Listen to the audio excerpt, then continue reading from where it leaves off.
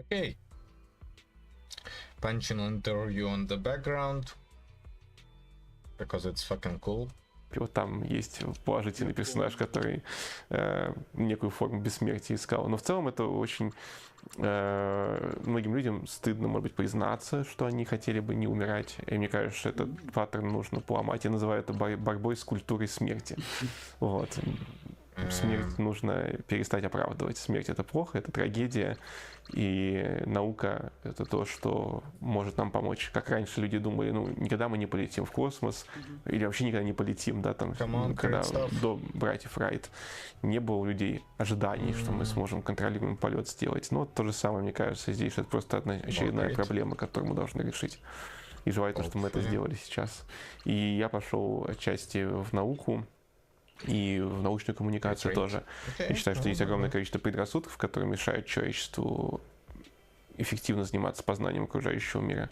А познание — это и есть ключ ко всему, да. То есть нам нужно разобраться, как устроено человеческое тело, как устроено в том числе старение, но не только старение, нам нужны разные технологии, да, нам нужны там крутые микроскопы, нам нужна крутая молекулярная биология, крутая генетика, нам нужны 3D-биопринтеры, там, чтобы органы печатать в будущем и так далее. И вот все ветки технического прогресса, они в итоге ведут к какому-то возможному решению нашей проблемы. Где именно будет это решение, мы тоже до конца не понимаем, но ясно, что оно где-то есть впереди. А сколько бы ты хотел прожить? Неограниченное количество. Ты бы хотел быть бессмертным? Ну, а зачем умирать-то? То есть в чем прикол? Ну, вдруг скучно станет там году на 1000-м. Ну, если не станет скучно, то я пойду устроюсь, буду играть в компьютерные игры, не знаю. Ну, то есть всегда есть чем заняться. Мне, например, не хватает времени на все, что я хотел бы сделать.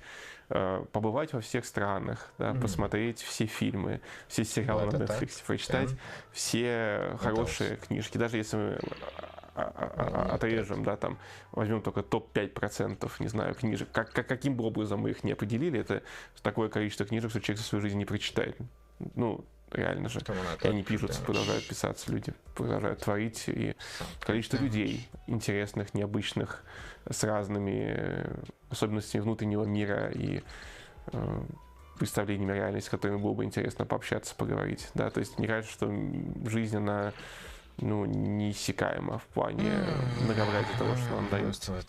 Даже если ты говоришь про 5% там, лучших фильмов, посмотреть лучших книг, ты ж в какой-то момент поймешь, условно, принцип, как устроена лучшая книга, как устроены лучшие, там, не знаю, самые интересные культуры, самые интересные люди.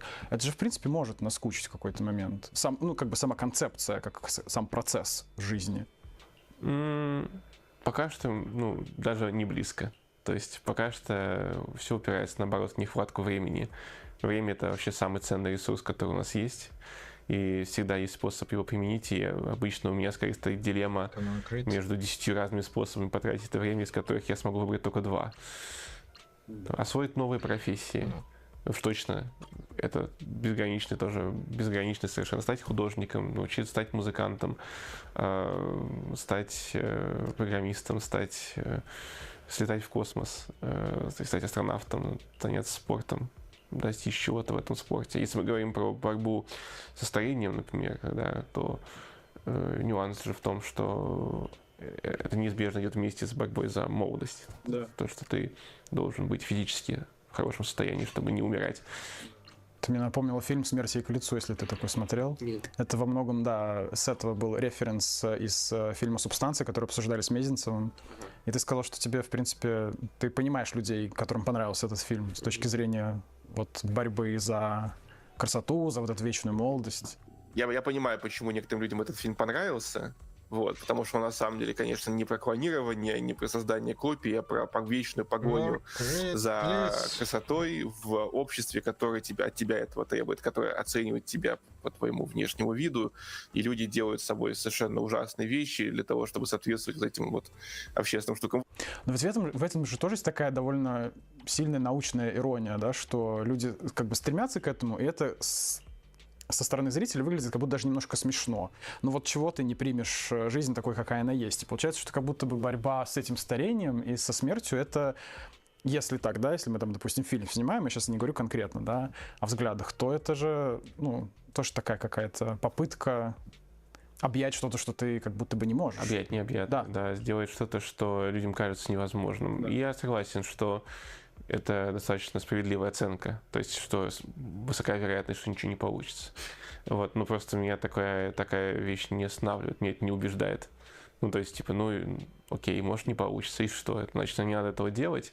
Ну, тоже, если бы так люди всегда думали на протяжении всей истории, то есть куча вещей, которые сейчас сделаны, про которые раньше кто-нибудь бы сказал, что не получится. Да? Можно ли сделать компьютер, который будет делать вычисления, с той скоростью, с которой сейчас это делают современные высокопроизводительные, не знаю, видеокарты.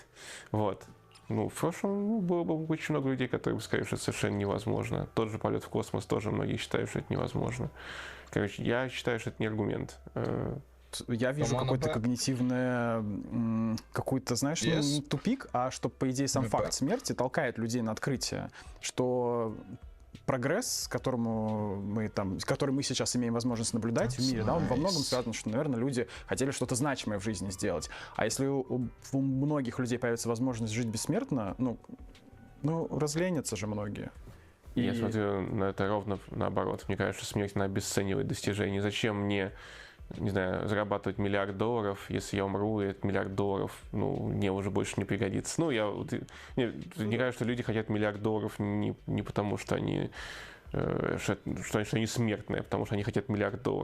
Вот, и тоже, ну, и хотят то, что с этим сопутствует. Люди, не знаю, когда я пишу книжку художественную, например, да, я не только научно-популярные книжки писал, что я ее пишу, потому что я смертный. Нет, конечно, потому что у меня есть какая-то идея, которой я хочу поделиться. Когда люди влюбляются, они что, это делают, потому что они смертны? Нет, конечно. Потому что они в кого-то влюбились, потому что что-то им понравилось, потому что они хотят провести время с каким-то человеком. Мне кажется, что смерть, наоборот, лишает все смысла, потому что зачем, если все конечно? И именно поэтому люди придумывают себе истории про загробный мир, потому что загробный мир в этом плане, если ты в него действительно веришь, я, к сожалению, не верю, но если человек в него верит, то это может давать очень большое утешение, и как раз таки люди рассуждают, что, ну, да, потом мне за мои заслуги воздастся вот на том свете, а хочешь, чтобы на этом свете. То есть получается, что многие надеются на бессмертие, но ничего не делают для того, чтобы его достичь. Ну, типа само как-то вот, да, с небес спуститься. Ну, Александр Панчин, еще там куча людей подумают, как сделать, как сделать так, чтобы меньше окислялись прямо сейчас. Не, ну это еще ладно. Нет, если люди надеются, что наука как-то решит эту проблему, то понятно, что не всякий человек должен или может идти там заниматься наукой. Это нормально. Не то, что это борьба, в которой каждый человек должен принимать участие на передовой. Да. Вот. Но мне кажется, уже просто самим фактом поддержки этой идеи, вот, не обесцениванием труда ученых, которые пытаются что-то сделать, да, вот не говорить, эти ученые, что они там о себе возомнили, ничего у них не получится, давайте, не давайте им финансирование, это растраты государственных денег. Ну вот, хотя бы так вот не делать, это уже что-то хорошее. А если наоборот, каким-то образом поддержать науку и вообще науку не в смысле какого-то даже конкретного ученого, да, а науку как человеческое предприятие. Да, вот есть международное человеческое предприятие, очень сильно прошито поперечными связями. Люди занимаются наукой по всем мире, координируются, ходят на конференции, обмениваются знаниями. И поддержать это как некую общечеловеческую ценность. Да, то есть ценности бывают у людей разные, там, у кого-то уклон, там, может быть, какую-нибудь, не знаю, геополитику. Вот это вот ценность. Вот для меня это не ценность, там, сколько у кого территории, еще что-то, такая разница. А вот если в какой-то стране делается крутая наука, то это вызывает уважение, что вот здесь люди работают на благо всего человечества, причем на благо того человечества, которое будет существовать здесь и через 500, и через 1000 лет. Вот это важно, это значимо. Все эти там конфликты, вся эта история, она еще будет еще 1000 раз переписана, но человек, который когда-то открыл пенициллин, то, что он это сделал, это будет значимо всегда, это будет значимо и через 1 000 000 лет. А ты бы хотел сделать что-то такое, чтобы через 1000 лет либо что-то было названо твоим именем? Ну, мне не важно, будет ли что-то названо моим именем. Конечно, мне бы хотелось внести свой вклад в развитие научного предприятия. Но я понял в какой-то момент, что хотя я довольно много занимался наукой, и мне нравится заниматься наукой, я понял, что я более эффективен как научный коммуникатор, чем как ученый. Вот. И в частности, например, когда я вижу, что там, после прочтения каких-то моих книг люди идут учиться на биоинженеров, например, и у них появляются какие-то крутые научные результаты, и потом они говорят, что их вдохновило, да, там какая-то лекция, которую я прочитал, или что в этом роде. Вот это, я считаю, более значимый мой вклад, потому что вот эти люди, они порой гораздо умнее меня, гораздо более талантливы именно в науке, и то, что я как-то вдохновил, этим я вот этому прогрессу помог больше, чем если бы я просто сидел в лаборатории и сделал какую-то свою научную работу. Хочется создать культурную экосистему, в которой люди хотят заниматься наукой, в которых это считается престижным, почетным, где за это тебя похвалят, дадут тебе хорошее финансирование, чтобы ты мог реализовать те проекты, которые ты хотел бы реализовать. И где ценится научная честность, где не ценится, наоборот, всячески недопустим обман, недопустима фальсификация научных исследований, вот такого рода вещи.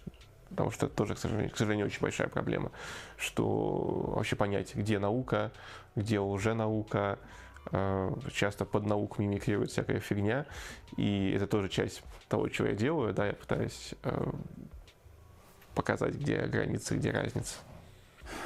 Еще 5 лет назад такого легкого доступа к нейросетям у нас не было. Мир справлялся с последствиями пандемии, о причинах которых я еще позже спрошу нашего героя.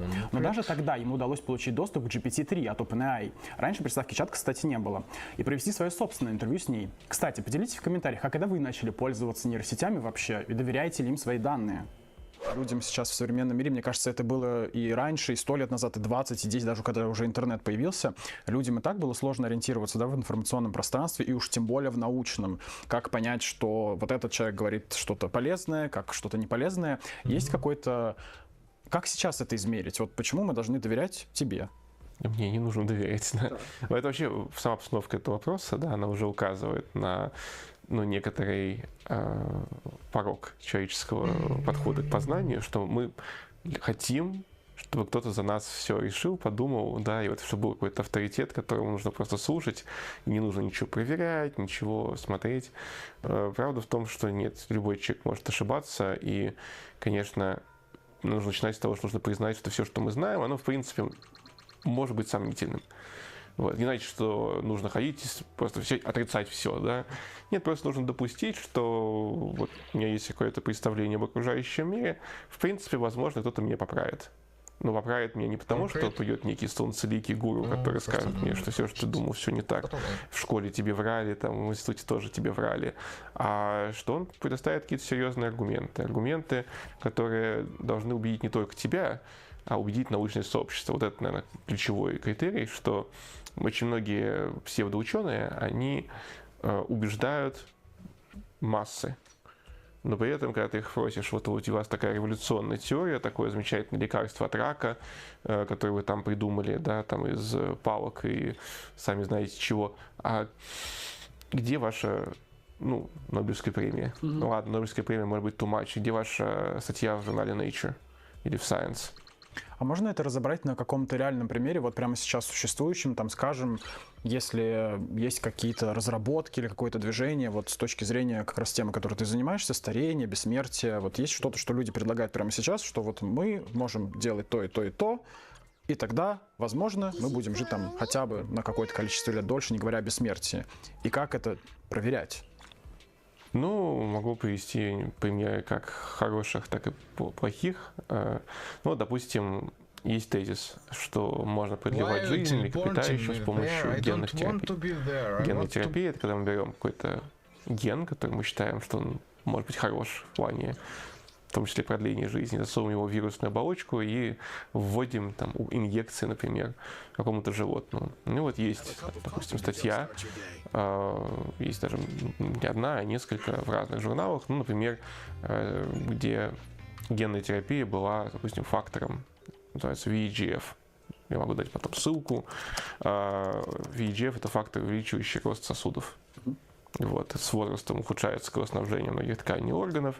И вот есть у нас в этой работе, что важно в научной работе, мы должны понять, откуда мы знаем, продлевает или не продлевает жизнь. Нам должна быть контрольная группа. То есть какие-то животные получали лекарства, какие-то получали пустой вектор. Использовали ту же вирусную оболочку, ту же конструкцию, но без этого гена. Есть графики смертности, как от времени умирают эти животные. Один график вот такой, другой график такой, сильно правее в сторону, ось времени у нас внизу. Вот, и мы видим, что есть разница примерно в 1,5 раза. Дальше кто-то скажет, ага, все, давайте колоть человеку. На это есть резонное возражение, что человек это не мышь. И может так оказаться, что то, что мышке продлило в жизнь в 1,5 раза, человеку сократит на 20%. Да? То есть есть люди, которые сразу, вот, увидев какое-то такое доклиническое исследование, бегут себе там что-то вколоть. Есть всякие разные там биохакеры, которые там, там это вещество убивает раковые клетки, поэтому я буду его принимать, оно убьет раковые клетки. Одно из другого не следует. Да? Там много чего можно убить.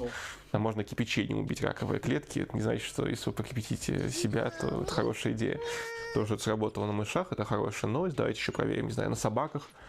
Если там тоже сработает, может быть, нужно проверить на людях. И, может быть, из этого получится, если лекарство... старение — это сложный процесс, где на самом деле, скорее всего, не будет одного лекарства. Если мы уберем один фактор старения, даже целиком, какой-то существенный. Вот я упомянул там про проблему кровоснабжения. Допустим, мы эту проблему решили, все с этим замечательно. Но, допустим, мутации в ДНК никуда не денутся, раковые клетки никуда не денутся. Как пример. Вот. Факторов старения очень много, и, скорее всего, нужно со всеми бороться по очереди. Но мой point просто в том, что вот это пример, где понятно, что делалось, как делалось, какой был контроль, это опубликовано в научном журнале и так далее. А если взять, там, не знаю, заявление какого-нибудь целителя, который говорит, что я там потомственный целитель, я там излечиваю. Вот есть женщина, которая болела чем-то, а потом вот у нее эта болезнь прошла. И мы сравниваем, да, и сколько там есть разных альтернативных объяснений. Это может быть болезнь была неправильно диагностирована, да, может быть болезнь прошла сама, как это бывает иногда со временем. Еще мы взяли, что вообще целитель помог. У нас выборка в одного человека, или, окей, может быть, в двух. Окей, кроме того, у нас есть, допустим, он скажет, что у меня есть 20-30 тысяч человек, которые ко мне ходили, обращались. Окей, может быть, к вам обращались на самом деле 10 тысяч, и вот 1000, которые случайно так совпало, что у них был неправильный диагноз, или у них произошло улучшение, вы их включили в свою табличку довольных клиентов, а 9 тысяч, которые умерли, они не включены, да, так называемая ошибка выжившего случилась. То есть мы видим, что за истину выдается тезис, который на самом деле ничем не обоснован, по большому счету, не выдерживает он даже элементарной проверки. Если бы целитель действительно был эффективным, можно было бы взять уже 1000 человек, 500 он бы полечил, 500 он бы тоже приложил руку, но не желая им там исцеления, условно. Я не знаю, мы могли бы придумать какой-то дизайн научного эксперимента для этого, и тогда можно было написать в научном журнале статью про то, что доказано наукой, что британскими учеными, что целительство работает. И тогда нам бы пришлось пересмотреть всю нашу науку, признать, что вау, не может быть, съесть шляпу научную, да, потому что были бы данные о том, что мы были неправы. Но никто так не идет, потому что все на самом деле знают, что так не работает. Получается, возвращаясь к моему вопросу, что современному человеку нужно что? Вырабатывать критическое мышление из того, что все попадает в его голову сейчас еще больше, чем раньше? Это звучит, конечно, очень хорошо, вырабатывать критическое мышление. Это просто нужно это понять, чем-то наполнить. Да, то есть первое — это то, что нужно сомневаться в разных авторитетах в том числе. Полезно знать, какие бывают ошибки мышления и риторические приемы, софизмы, которые используются для того, чтобы убеждать людей вне научного поля. Да. Там есть для этого, как и просто, не знаю, Википедию можно открыть и почитать списки когнитивных искажений. А можно поиграть в какую-нибудь игру типа фалосимания бесплатная, где на карточках разные ошибки мышления написаны, и нужно чем-то аргументировать специально неправильно, чтобы другой человек отгадал, как именно ты неправильно аргументируешь. Есть такие подходы к этому. И даже есть исследования, которые показывают, что люди, которые знают о каких-то когнитивных ошибках, они их лучше отслеживают и реже совершают. Можно это потренировать и вообще довести до автоматизма. Потом включаешь какого-нибудь пропагандиста на ТВ и сразу так, это тут не сюда, это не туда и так далее. Вторая вещь, на самом деле, тоже не для всех людей, к сожалению, там, не знаю, истина в кавычках. Ну, то есть, в кавычках не потому, что я ее обесцениваю, потому что, ну, вообще, наука стремится к истине, но мы не знаем абсолютной какой-то истины. Это знание. Для всех людей знание, надежные знания, объективная реальность являются великой ценностью. Некоторым людям просто плевать, они могут врать, и они не видят в этом ничего плохого. Они могут говорить, что вот правильная наука — это та, которая подтверждает мою точку зрения. Заниматься таким вот черри-пикингом. Как ценности людям привить, это вопрос, наверное, более сложный. Это зависит, наверное, от давления общества. То есть это чем больше людей выражают непринятие обмана в вопросах науки, тем тяжелее психологически, я подозреваю, людям будет врать и искажать научные данные, игнорировать это, потому что они будут знать, что со всех сторон прилетит по ушам. Я прям хочу, ну не то чтобы подробно, но, скажем так, уточнить детали твоего видео на канале тоже недавно опубликованного, где ты делаешь рейтинг мракобесов на примере Татьяны Черниговской. Ведь 5-10 лет назад еще, наверное, сложно было заподозрить кому-то, да, ну, скажем так, среднему зрителю, читателю, что нужно подвергать, например, ее там ряд слов какому-то анализу, да, критике, все такое. Прошло время, и стало больше информации, очевидно, и вот сейчас мы там видим больше разборов, где что-то неточные ссылки, не совсем так интерпретированные эти исследования на английском языке.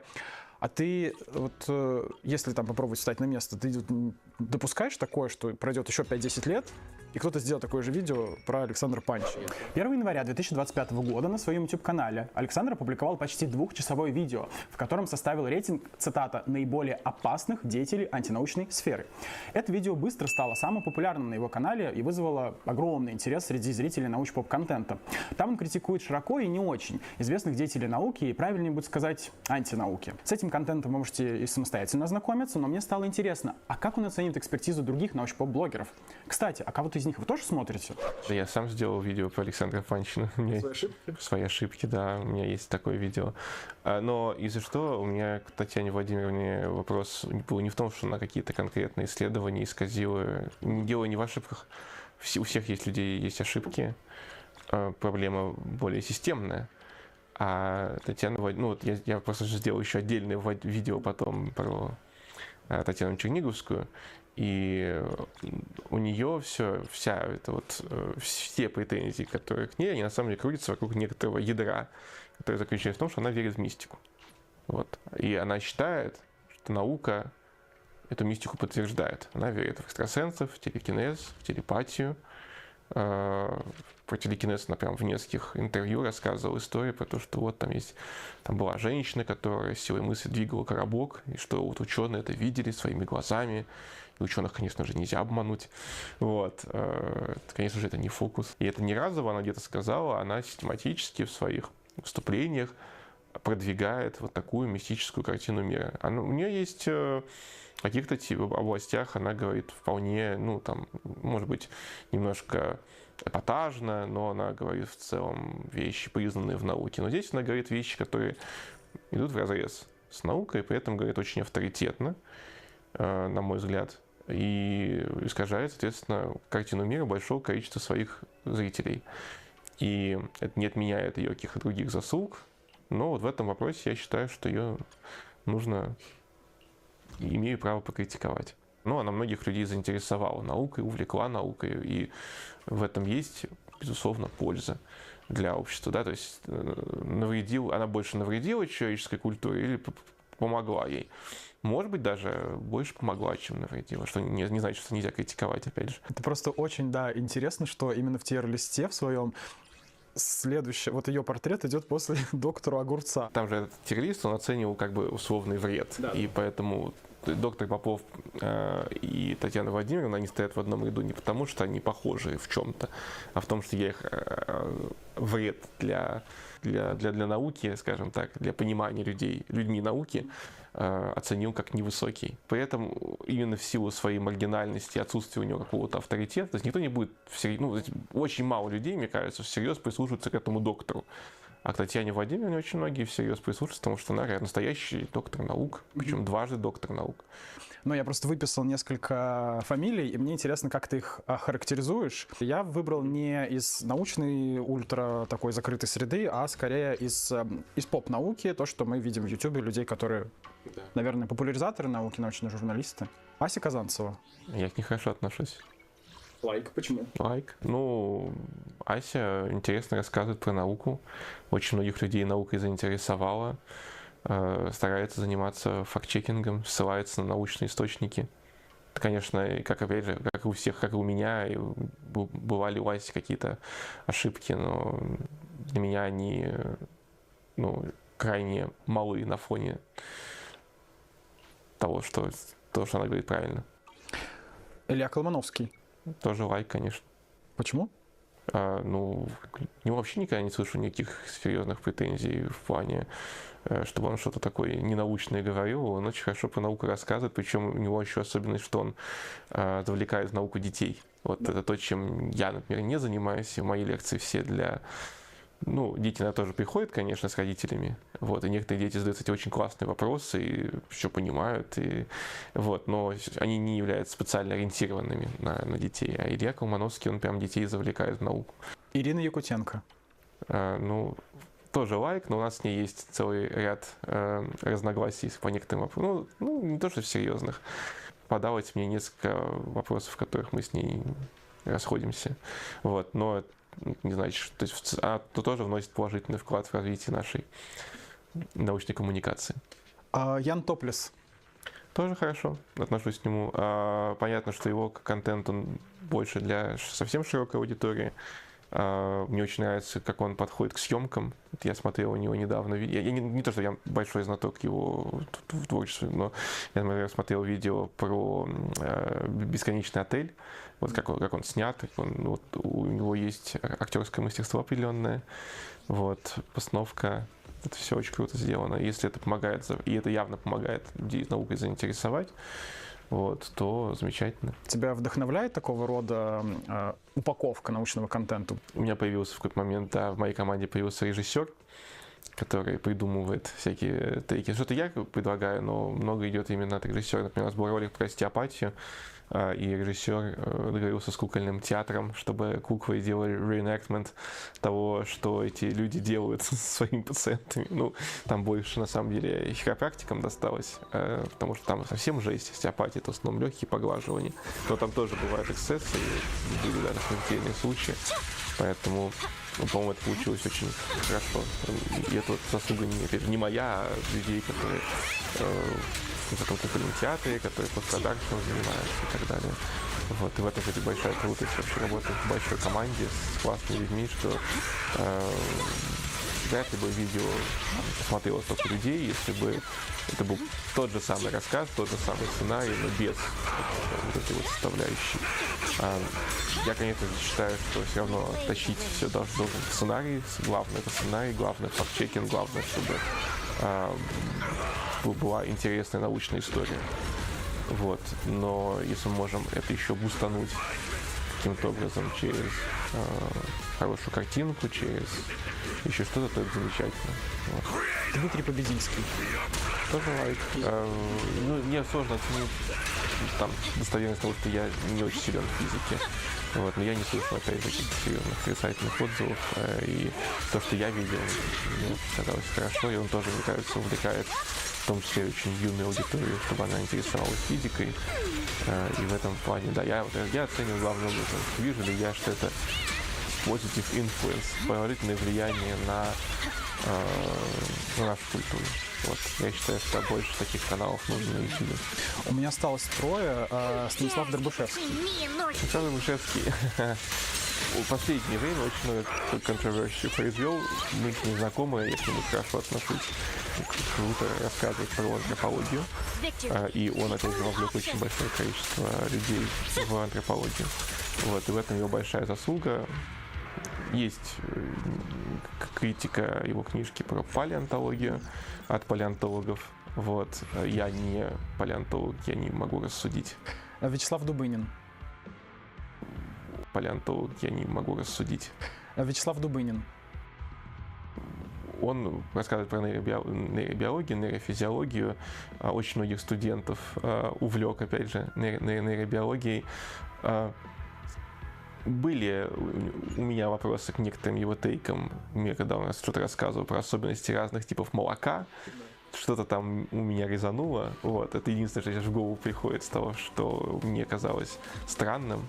Вот. Но, опять же, вот в действии в этой парадигме, что если человек очень много интересного рассказывает про науку, увлекает, то даже если где-то у него бывает какая-то странная увлеченность молоком. Ладно. Простите. А был кто-нибудь, кого обидело это видео, или, не знаю, там, когда ты кого-то публично комментировал, к тебе кто-нибудь обращался, что ай-яй-яй? Была девушка из списка, которая даже добавилась ко мне друзья в Инстаграме. Зачем ты подписан на Валерию Лукьянову в Инстаграме? Ну, как раз Валерия Лукьянова, это есть та девушка, которая была в моем списке рейтинга на кадетов, которая очень адекватно отнеслась на критику в свой адрес.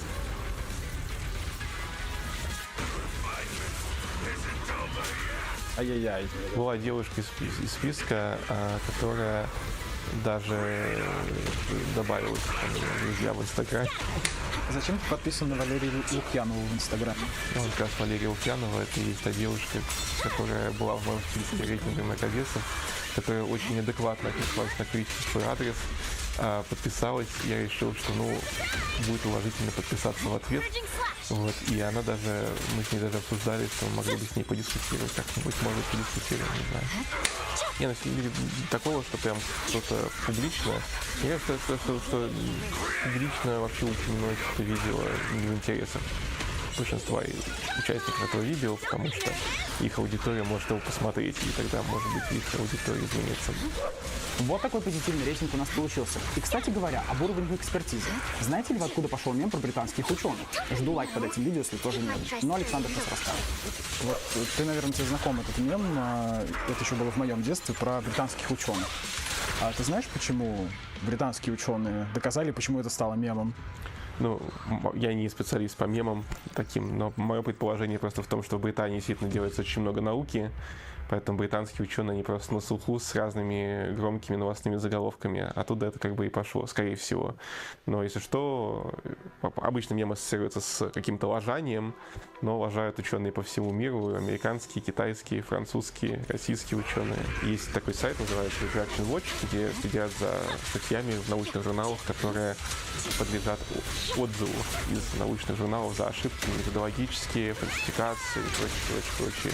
Вот мы, например, добивались отзыва из научных журналов статей некоторых российских псевдоученых, то есть компаний, которые делают препараты, типа похожих на гомеопатические, на которые по-другому называются. Вот. И мы добились того, что отозвали их несколько научных статей. Потому что это вот российские ученые. Но есть и примеры другие. Вот мой любимый кейс из свежих — это была знаменитая статья, на которую ссылался в своих твитах Дональд Трамп про гидроксихлороquin. Вот. И это была статья, по-моему, главный автор французский ученый. И статью отозвали из научного журнала. А в каком контексте Трамп это ретвитнул? Или... Во время ковида, типа, вот суперсредства, которые нужны всем. Как и обещал, возвращаемся к вопросу происхождения ковида. Ведь споры по поводу его происхождения не утихают со времени появления этого вируса в нашей жизни. Его обсуждение стало предметом уже политических споров, особенно между США и Китаем. Китай отвергает версию лабораторной утечки и обвиняет Запад в политизации вопроса. В 2021 году совместный доклад ВОЗ с китайскими учеными спровоцировал общественную дискуссию, которая не обошла стороной известная журналистка Юлия Латынина. На ее YouTube-канале состоялись дебаты, в которых принял участие наш герой Александр. Видео так и называется «Баттл о происхождении коронавируса». Что думает Панчин об этом споре сегодня? У тебя еще был такой довольно горячий разговор еще там, когда в разгар ковида с Юлией Латыниной. Да, было такое, что спорили по происхождению коронавируса, да. Что, какие последние данные? все-таки мог быть он из лаборатории? Ну, и луна может быть из сыра сделана, в принципе, кто же знает. Ну, окей, может быть, не очень честное сравнение с Луной и с сыром, но, ну, как хорошо, и, может быть, подделали полет американцев на Луну. Ну, могли же... Самая распространенная Вот, теория. ну, вот, скорее, вот с этим можно сказать. С любой другой конспирологической теорией. Могли ли американцы подделать полет на Луну? Договориться с СССР, чтобы те там подтвердили, да, летали. Ну, могли же. Ну, могли. В теории могли, ну, как бы, да. Вон там и флаг этот колыхался. Когда я говорю, что это теория заговора, я не имею в виду, что это заведомо ложно, что это невозможно, что вирус сделали ученые в лаборатории, а потом это скрыли. Я говорю, что у этого нету пруфов. Вот это бездоказательное утверждение, а точнее как, у них есть как бы пруфы, но те пруфы, которые я видел, которые приводили, в том числе Юлия Латынина, это пруфы, которые с точки зрения науки являются полной фигней.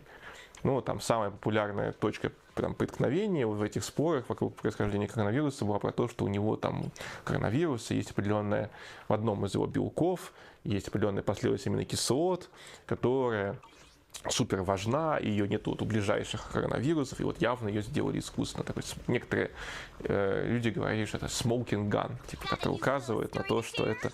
Вот. Ну, вот этот аргумент, он является полным трэшем, потому что можно найти кучу вирусов, у которых тоже такая же ситуация, у коронавируса, что у родственников нет, а у них это есть. Это достаточно короткая аминокислотная последовательность, возникающая небольшим количеством мутаций. Вот. И более того, там есть другие коронавирусы, у которых что-то похожее есть. И оно спонтанно возникало много раз в эволюции самых разных вирусов. Если мы смотрим на научные публикации в серьезных академических журналах, которые делают с профессиональными вирусологами, то мы увидим, что там преобладает точка зрения естественного происхождения, и этому есть целый ряд аргументов из области молекулярной эпидемиологии, из того, что мы находим, какие мы образцы находим на этих прилавках на этом уханьском рынке, как распределены кейсы первые коронавирусы географически. Есть целый набор аргументов в пользу природного происхождения. Самый близкий коронавирус, который найден когда-либо к тому, который SARS-CoV-2 вызывал как COVID-19, он таки найден у летучих мышей в природе, и при этом показано, что этот ближайший родственник, он не является предковым, все равно он слишком отличается. Но он таки уже может заражать клетки человека, что убивает все аргументы про то, что нужно было специально дизайнить что-то там, чтобы оно человека начало заражать. Нет, он готов заражать клетки человека. Вот вирус, даже отличающийся от нашего, найденный у летучих мышей. Да, меня раздражает, когда люди, какое-то мнение выдают за типа серьезный научный аргумент и свое мнение возвышают до статуса типа научной теории, которая, причем мало того, что теории, но еще и как будто бы она преобладающая, хотя это не так. У тебя есть тоже на твоем YouTube-канале интервью с нейросетью, как раз тоже о смерти, о бессмертии в том числе. Ты начинаешь с того, что я поговорил с нейросетью, я получил доступ к чату, тогда он еще так даже не назывался чат GPT, он назывался GPT-3. Как это получилось? Почему? Как тебе удалось получить доступ тогда еще к OpenAI продукту? А я просто для зрителей тоже поясню, что 2020 год — это еще очень далеко, то есть еще 2 года до того, как люди начали массово пользоваться нейросетями. У меня были связи, и я не могу их... У меня были связи, у меня был человек, который... это все легально, но просто, да. Вот. И запросы, собственно, делались через человека. У него был доступ, вот. И я ему отправляю запрос, он пересылает communication. Вот. Сейчас теоретики заговора скажут, это он сам писал эти ответы, но нет. Он не разбирался в тех вопросах, которых отвечал чат GPT-3, отвечал при этом достаточно интересно. Мое впечатление было уже тогда, что это вау. То есть я спрашивал GPT, по узкоспециализированным вопросам, связанным с, в частности, науки о старении, и ответы были на уровне хорошего студента, вот, который знает слова, знает терминологию, все понимает.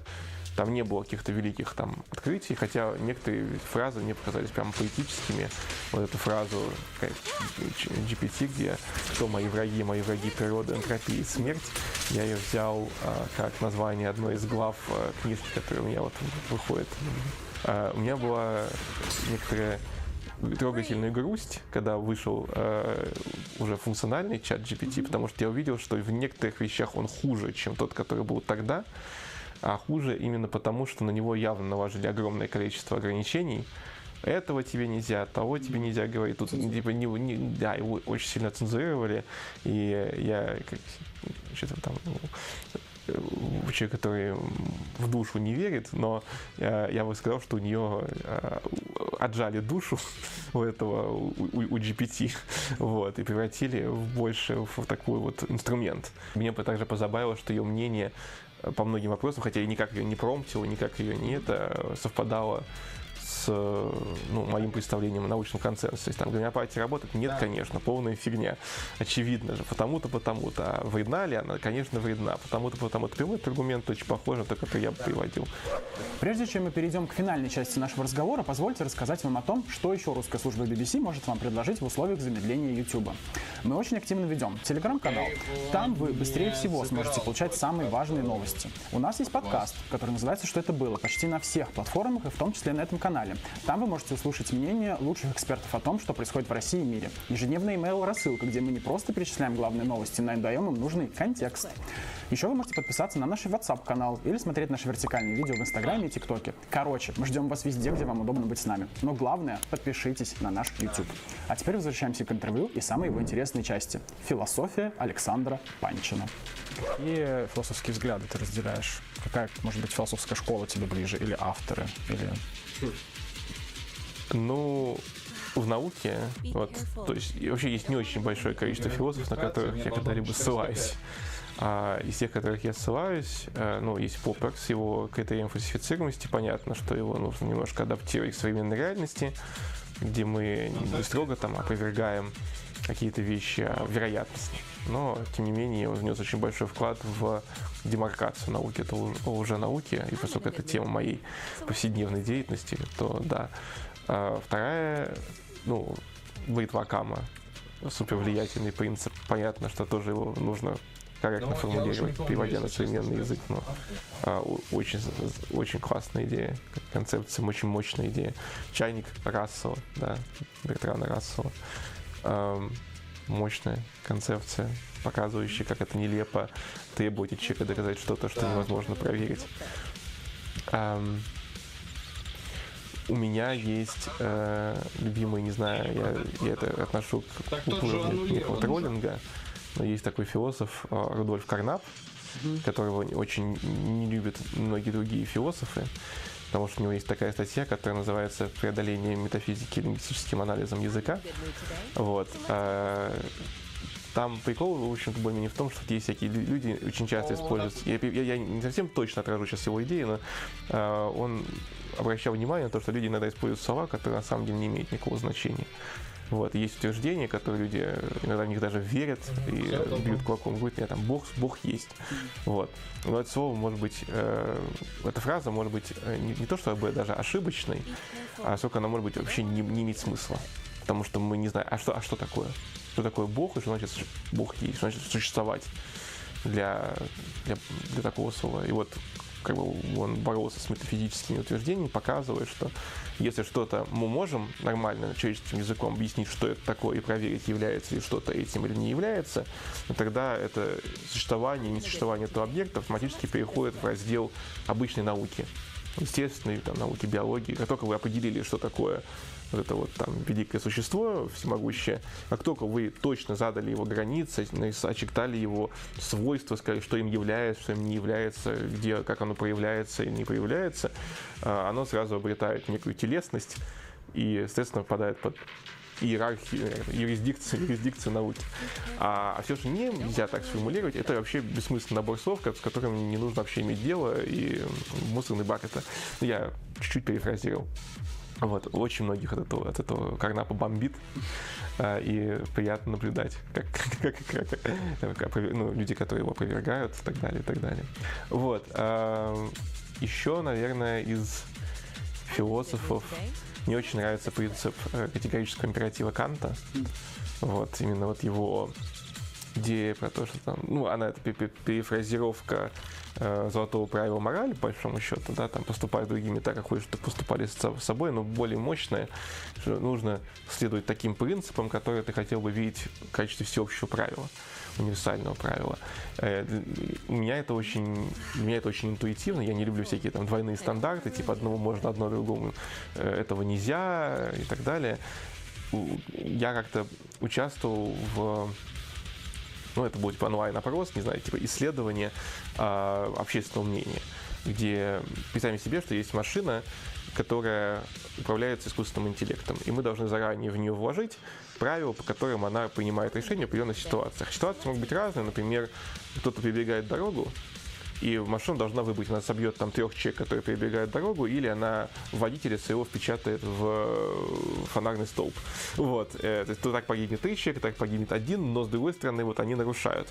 Вот. И много таких примеров, там где-то людей заменяли на животных, женщин на беременных женщин, варьировали возраст людей, сколько людей в машине, сколько людей на улице, кто нарушает, ну и так далее. Там вероятностная, смерть вероятна или 100%. И, в общем, вот много таких вот моральных дилемм, как бы, но при этом прикладных. И вот и я заметил по себе, что когда я отвечаю на, что мне кажется нужно заложить в эту машину, то главное, что я пытаюсь заложить, это то, как наличие этого правила повлияет на поведение людей, которые в этом во всем участвуют, в сторону появления или не появления таких ситуаций. То есть, например, если мы в ситуации, что 3 человека перебегают дорогу, а водитель едет, и мы наказываем водителя, то тогда люди спокойно могут перебегать через дорогу, зная, что искусственный интеллект водителя впечатает в фонарный столб. Более того, можно вообще даже абьюзить эту систему. И тот факт, что в этом случае погибает 3 человека, в том случае 1, можно было бы мыслить в категории количества спасенных жизней. Но следующий этап — это подумать, мы же поощряем эти ситуации. Наша задача, чтобы никогда не было, чтобы люди знали, что если ты играешь по правилам, то все будет хорошо. Вот. Ну вот. И это очень в духе, мне кажется, категорического императива Канта, что ты хочешь, чтобы это было всеобщим правилом, ты хочешь, чтобы, окей, они нарушили, значит, это их проблема. Класс, спасибо большое за такой подробный ответ. Это, мне кажется, дает нашим зрителям и твоей фан-базе еще большее представление о твоей профессии, о самом тебе.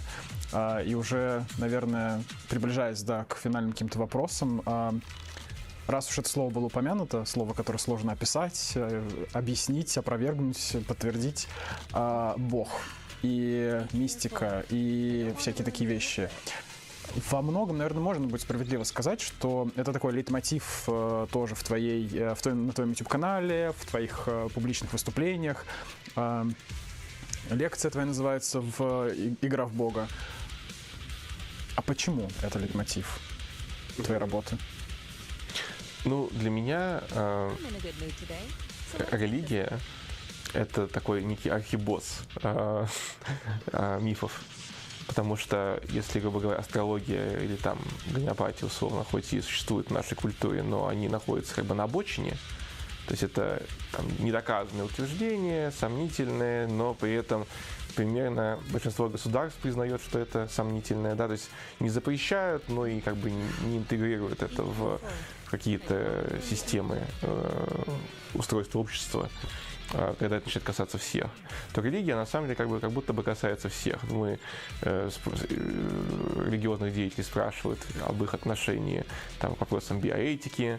В некоторых странах религию преподают в школах, в России, например, в частности. Теология где-то считается научной специальностью, не только в России. В России была признана. И, то есть религия — это такая нормализованная штука, и не принято как бы в обществе называть религию чем-то похожим на астрологию там, или гомеопатию. Но для меня никакой разницы нет.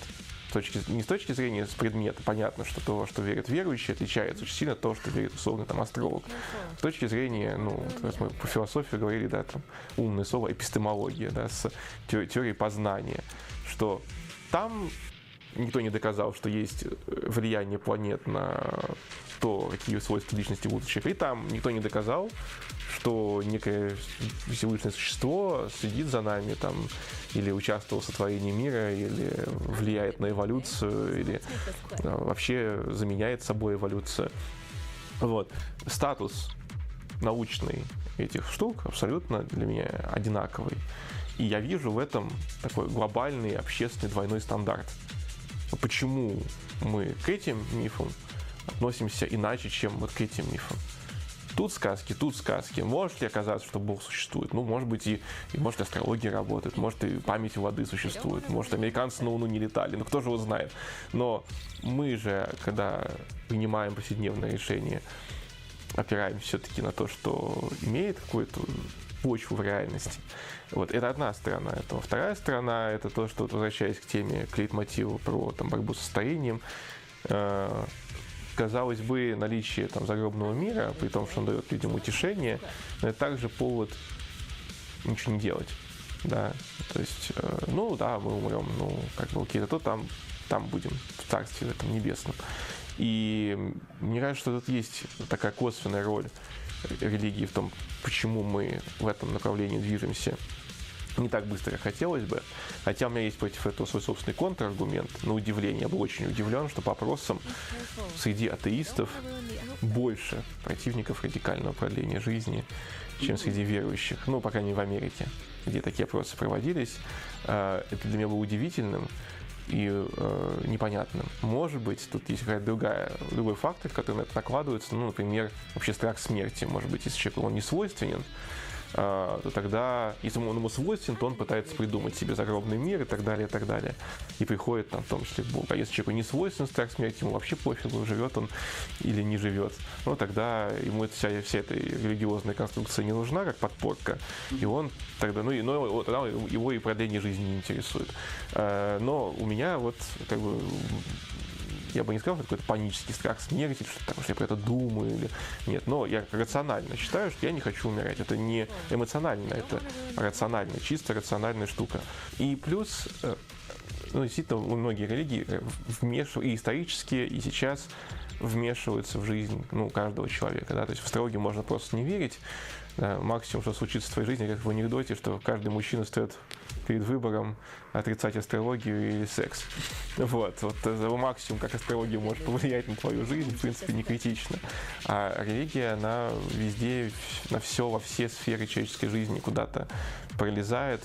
И есть светские страны, где это незаметно, а есть страны, та же Россия, в России это заметно, например. Но если ты хочешь обратиться к зрителям нашего канала, можешь это сделать прямо сейчас. Давайте победим смерть. Давайте соберемся, все-таки надо что-то с этим сделать. Как появился никнейм Syncquisitor? Ну, Syncquisitor — это от слов science и inquisitor. Но при этом это иронично. То есть, как вот у Монти Пайтона было, никто не ждет испанскую инквизицию. Так и примерно в духе. Никто не ждет научную инквизицию. Там астрологи сидят, обсуждают влияние планеты. Тут научная инквизиция пришла. И мягкой подушкой. Каких научных журналистов или научпоп-блогеров уважаешь? Ну, вообще я уважаю много кого, а вот прям смотрю, и в основном я смотрю англоязычных, научно-популярных, скажем так, спикеров. Мои любимые — это есть такой физик-космолог Шон Кэрролл, очень классно. Есть такой Дрейк Маллер, он же Veritasium на YouTube, прикольный. Есть такой канал по математике, популяризации Three Brown, One Blue. Тоже очень хорошие, качественные видео делает. Ну вот, примерно такой я смотрю контент. Да, Бертрана Рассела.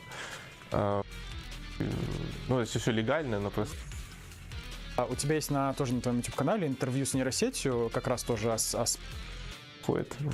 У меня была некоторая трогательная грусть, когда вышел уже функциональный чат GPT, потому что я увидел, что в некоторых вещах он хуже, чем тот, который был тогда, а хуже именно потому, что на него явно наложили огромное количество ограничений.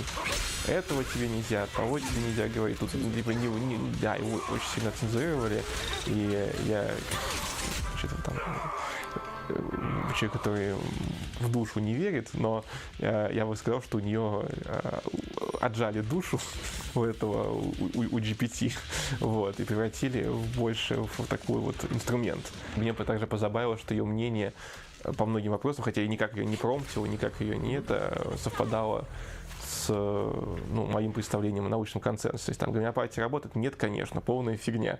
Очевидно же, потому-то. А вредна ли она? Конечно, вредна. Потому-то. Приводит аргумент очень похожий на тот, который я бы приводил. Прежде чем мы перейдем к финальной части нашего разговора, позвольте рассказать вам о том, что еще русская служба BBC может вам предложить в условиях замедления YouTube. Мы очень активно ведем телеграм-канал. Там вы быстрее всего сможете получать самые важные новости. У нас есть подкаст, который называется «Что это было?» почти на всех платформах и в том числе на этом канале. Там вы можете услышать мнение лучших экспертов о том, что происходит в России и мире. Ежедневная email-рассылка, где мы не просто перечисляем главные новости, но и даем им нужный контекст. Еще вы можете подписаться на наш WhatsApp-канал или смотреть наши вертикальные видео в Инстаграме и ТикТоке. Короче, мы ждем вас везде, где вам удобно быть с нами. Но главное, подпишитесь на наш YouTube. А теперь возвращаемся к интервью и самой его интересной части. Философия Александра Панчина. Какие философские взгляды ты разделяешь? Какая, может быть, философская школа тебе ближе? Или авторы? Или... Ну, в науке, вот, то есть вообще есть не очень большое количество философов, на которых я когда-либо ссылаюсь. Из тех, которых я ссылаюсь, есть Поппер с его критерием фальсифицируемости. Понятно, что его нужно немножко адаптировать к современной реальности, где мы не строго там опровергаем какие-то вещи вероятностно. Но, тем не менее, он внес очень большой вклад в демаркацию науки, это лженауки, и поскольку это тема моей повседневной деятельности, то да. Вторая, бритва Кама, супер влиятельный принцип. Понятно, что тоже его нужно корректно формулировать, переводя на современный язык, но очень, очень классная идея, концепция, очень мощная идея. Чайник Рассела, да, Бертрана Рассела. Мощная концепция, показывающая, как это нелепо требовать от человека доказать что-то, что невозможно проверить. У меня есть любимый, не знаю, я это отношу к уровню некого троллинга, но есть такой философ Рудольф Карнап, которого очень не любят многие другие философы, потому что у него есть такая статья, которая называется «Преодоление метафизики лингвистическим анализом языка». Вот. Там прикол больше не в том, что есть всякие люди очень часто используют. Я не совсем точно отражу сейчас его идеи, но он обращал внимание на то, что люди иногда используют слова, которые на самом деле не имеют никакого значения. Вот. Есть утверждения, которые люди иногда в них даже верят и бьют кулаком в грудь, там Бог есть. Вот. Но это слово может быть, эта фраза может быть не то чтобы даже ошибочной, а сколько она может быть вообще не иметь смысла. Потому что мы не знаем, что такое?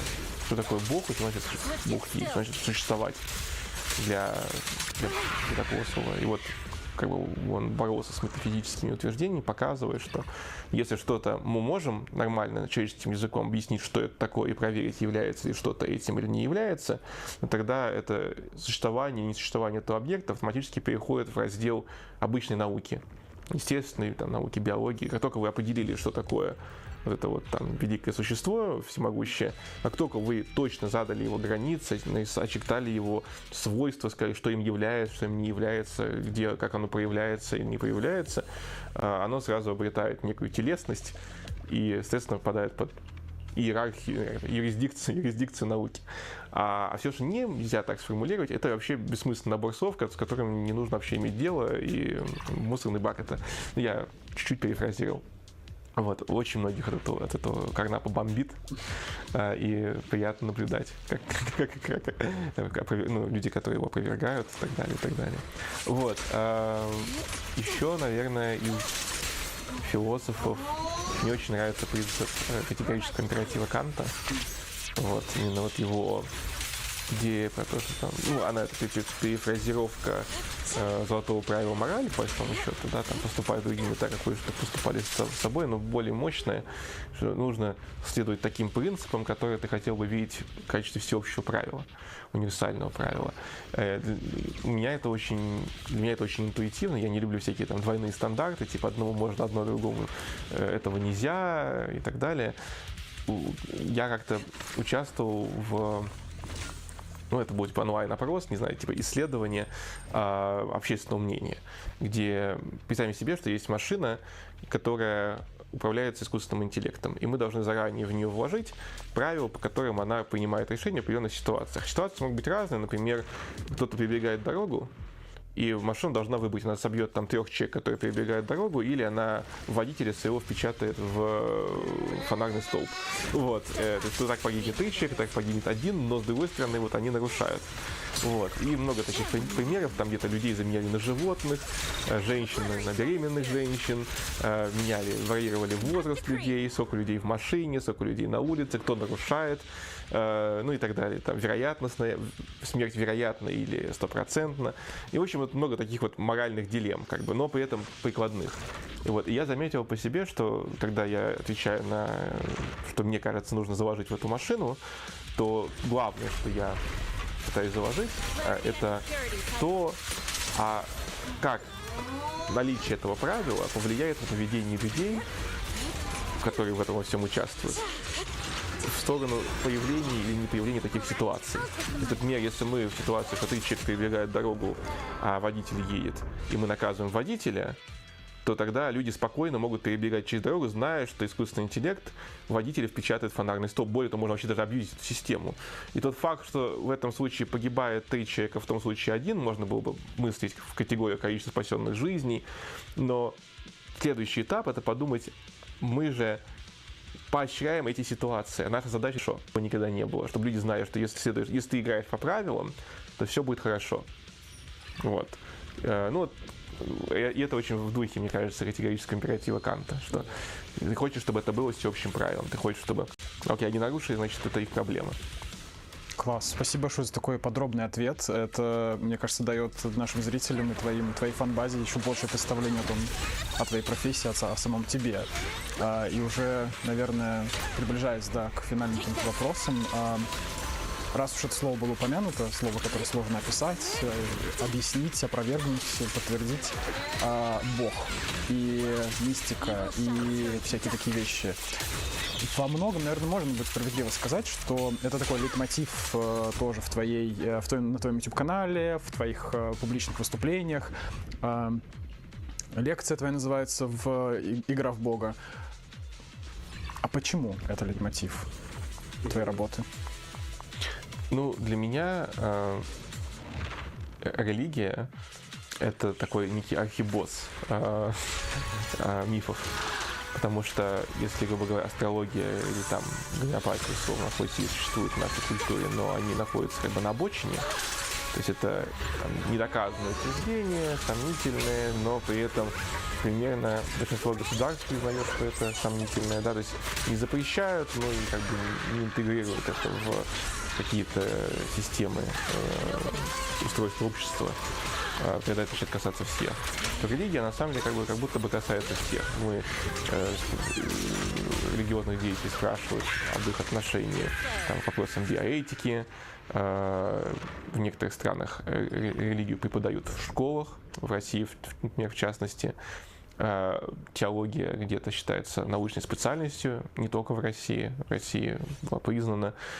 И, то есть религия — такая нормализованная штука, и не принято как бы в обществе называть религию чем-то похожим на астрологию там, или гомеопатию. Но для меня никакой разницы нет.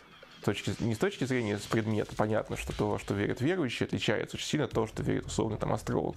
С точки зрения, раз мы по философии говорили, да, там умное слово эпистемология, да, с теорией познания, что там никто не доказал, что есть влияние планет на то, какие свойства личности будут у человека. И там никто не доказал, что некое всевышнее существо следит за нами, там, или участвовал в сотворении мира, или влияет на эволюцию, или вообще заменяет собой эволюцию. Вот. Статус научный этих штук абсолютно для меня одинаковый. И я вижу в этом такой глобальный общественный двойной стандарт. Почему мы к этим мифам относимся иначе, чем вот к этим мифам? тут сказки. Может ли оказаться, что Бог существует? Ну, может быть, и может астрология работает, может и память воды существует, может американцы на Луну не летали, ну кто же его знает. Но мы же, когда принимаем повседневное решение, опираемся все-таки на то, что имеет какую-то почву в реальности. Вот, это одна сторона этого. Вторая сторона — это то, что, возвращаясь к теме, к мотиву про там, борьбу со старением, казалось бы, наличие там, загробного мира, при том, что он дает людям утешение, но это также повод ничего не делать. Да, то есть, ну да, мы умрем, ну, как бы окей, то там будем в Царстве Небесном. И мне кажется, что тут есть такая косвенная роль религии в том, почему мы в этом направлении движемся не так быстро, как хотелось бы. Хотя у меня есть против этого свой собственный контраргумент. На удивление, я был очень удивлен, что по опросам среди атеистов больше противников радикального продления жизни, чем среди верующих. Ну, по крайней мере, в Америке, где такие опросы проводились.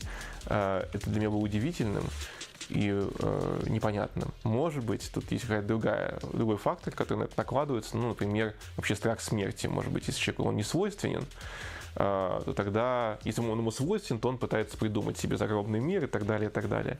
И приходит там в том числе к Богу. А если человеку не свойственен страх смерти, ему вообще пофигу, живет он или не живет. Ну, тогда ему вся эта религиозная конструкция не нужна, как подпорка.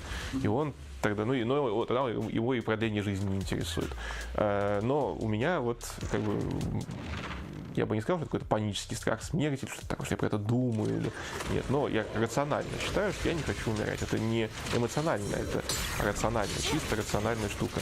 И плюс, ну, действительно, многие религии и исторические, и сейчас вмешиваются в жизнь каждого человека. Да? То есть в астрологию можно просто не верить. Максимум, что случится в твоей жизни, как в анекдоте, что каждый мужчина стоит перед выбором отрицать астрологию или секс. Вот максимум, как астрология может повлиять на твою жизнь, в принципе, не критично. А религия, она везде, во все сферы человеческой жизни куда-то пролезает. И есть светские страны, где это незаметно, а есть страны, та же Россия, в России это заметно, например. Но если ты хочешь обратиться к зрителям нашего канала, можешь это сделать прямо сейчас. Давайте победим смерть. Давайте соберемся, все-таки надо что-то с этим сделать. Как появился никнейм Syncquisitor? Syncquisitor — это от слов science и inquisitor.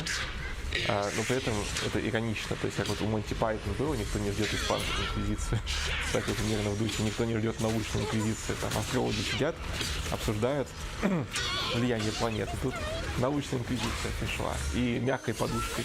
Каких научных журналистов или научпоп-блогеров уважаешь? Вообще я уважаю много кого, а вот прям смотрю, в основном я смотрю англоязычных, научно-популярных, скажем так, спикеров.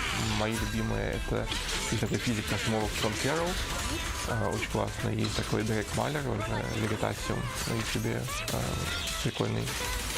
Есть такой канал по математике, популяризации Three Brown, One Blue. Тоже очень хорошие, качественные видео делает. Примерно так-то я смотрю контент. Ваши политические взгляды? Мои политические взгляды, по мне скажут, что я проклятый либерал, но я себя считаю скорее центристом. То есть я считаю, что вообще не нужно относить себя к какой-то категории людей, левым, правым, не знаю каким, а по каждому конкретному пункту, по каждому конкретному тейку с учетом аргументов взвешенную иметь позицию. И то, что эта позиция может иногда в каких-то вопросах расходиться с позицией большинства людей, которые в других вопросах с тобой совпадают, это не страшно, это нормально, так и должно быть. А последний вопрос. Слушать или смотреть контент на 2х вредно? Не думаю, что это вредно. Я сам иногда что-то смотрю на 1,5х, когда хочется быстрее дойти до сути. Спасибо, что досмотрели это видео до конца. Смотрите следующее.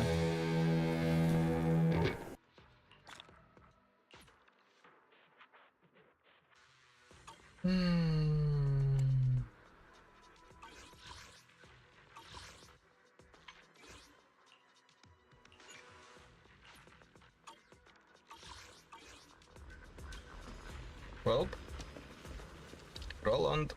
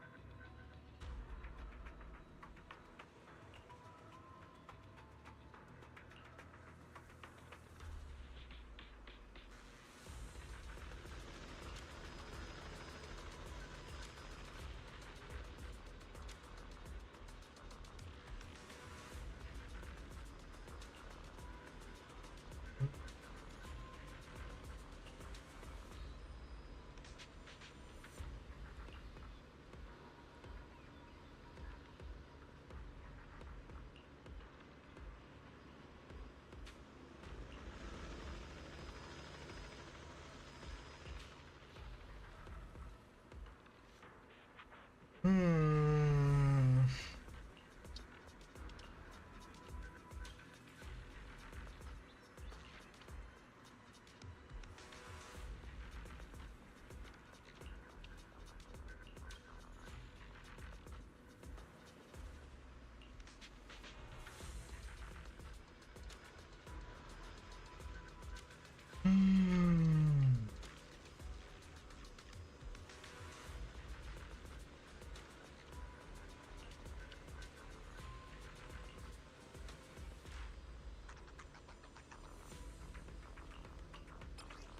Okay, letter.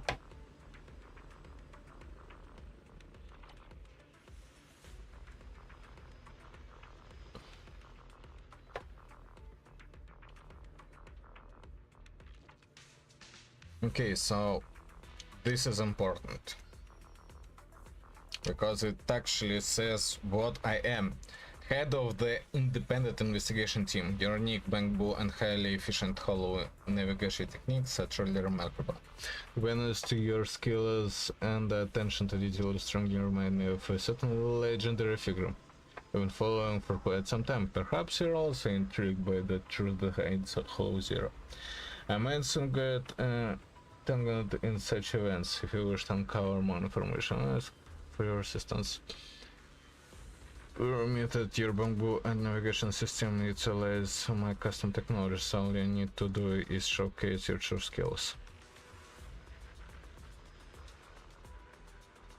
I've got a recording in the data station within the hollow. If you manage to locate it, you may come to understand the motives behind my investigation. I also prepared a few surprising little tools for you. Perhaps they'll prove useful.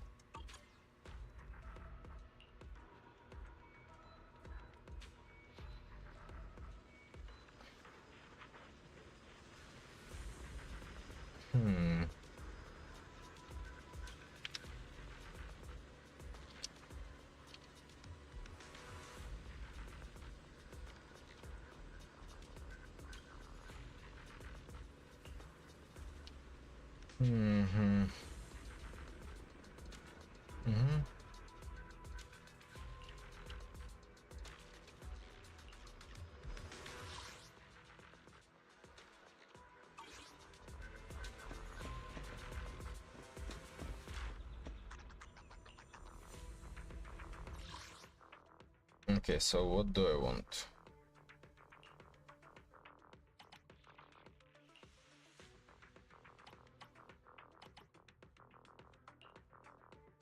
Something like that. 4, let's go for 4.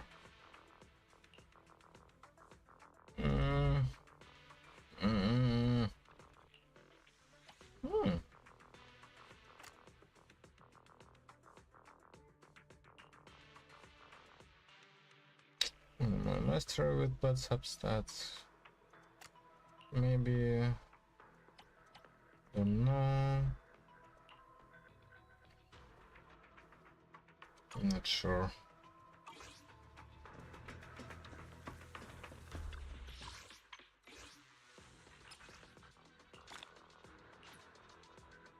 Yeah, 160. Vanished.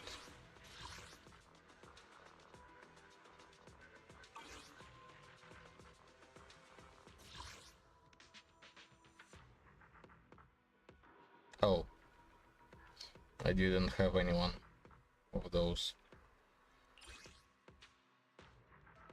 Yeah, Shadow Crystal data doesn't give me much. This is technically limited, but practically unlimited.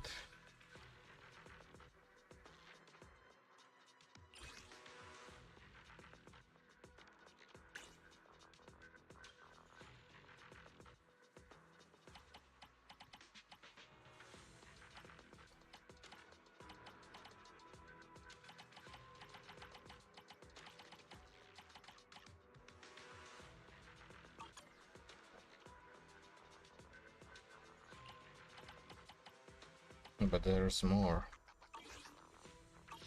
So probably hamster wheel is also there.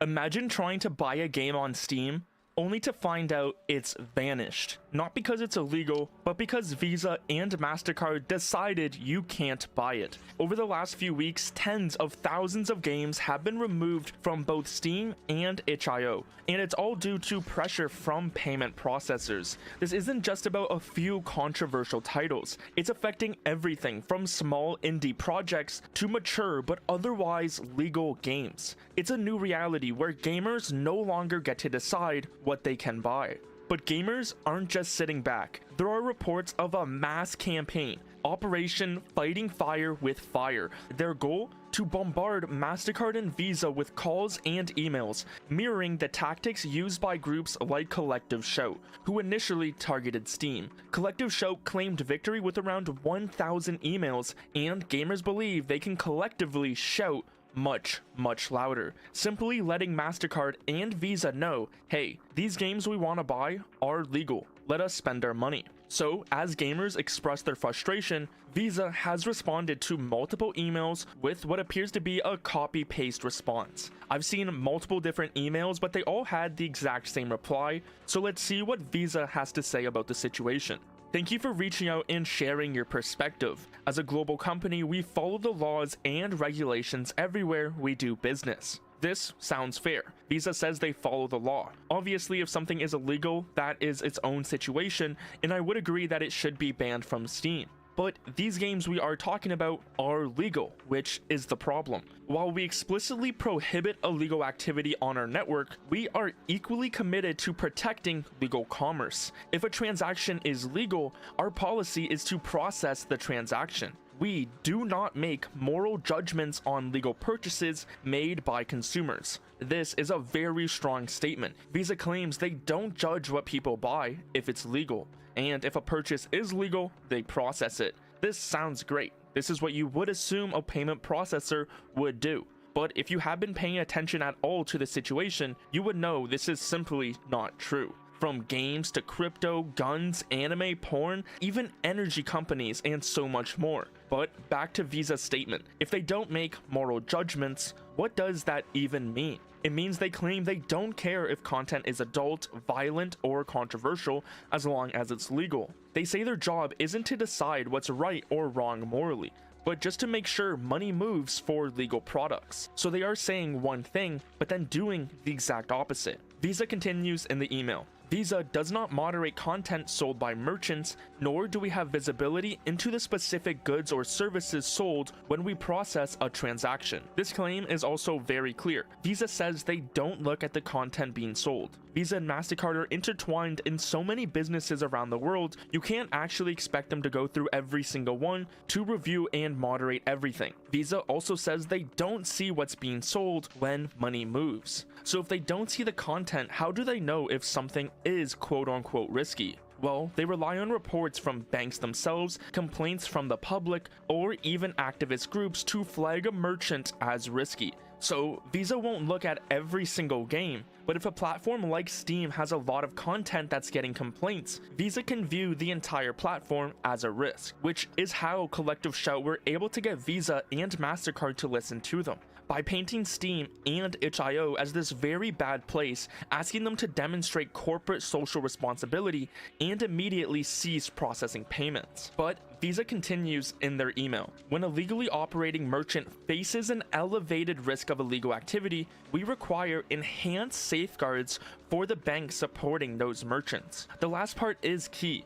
Visa says if a store has a high risk of illegal activity, they make the banks working with that store take extra steps to be safe. But notice they don't say the content is illegal, just that there's a risk of it. Visa claims that they do not make moral judgments on legal purchases and do not moderate content.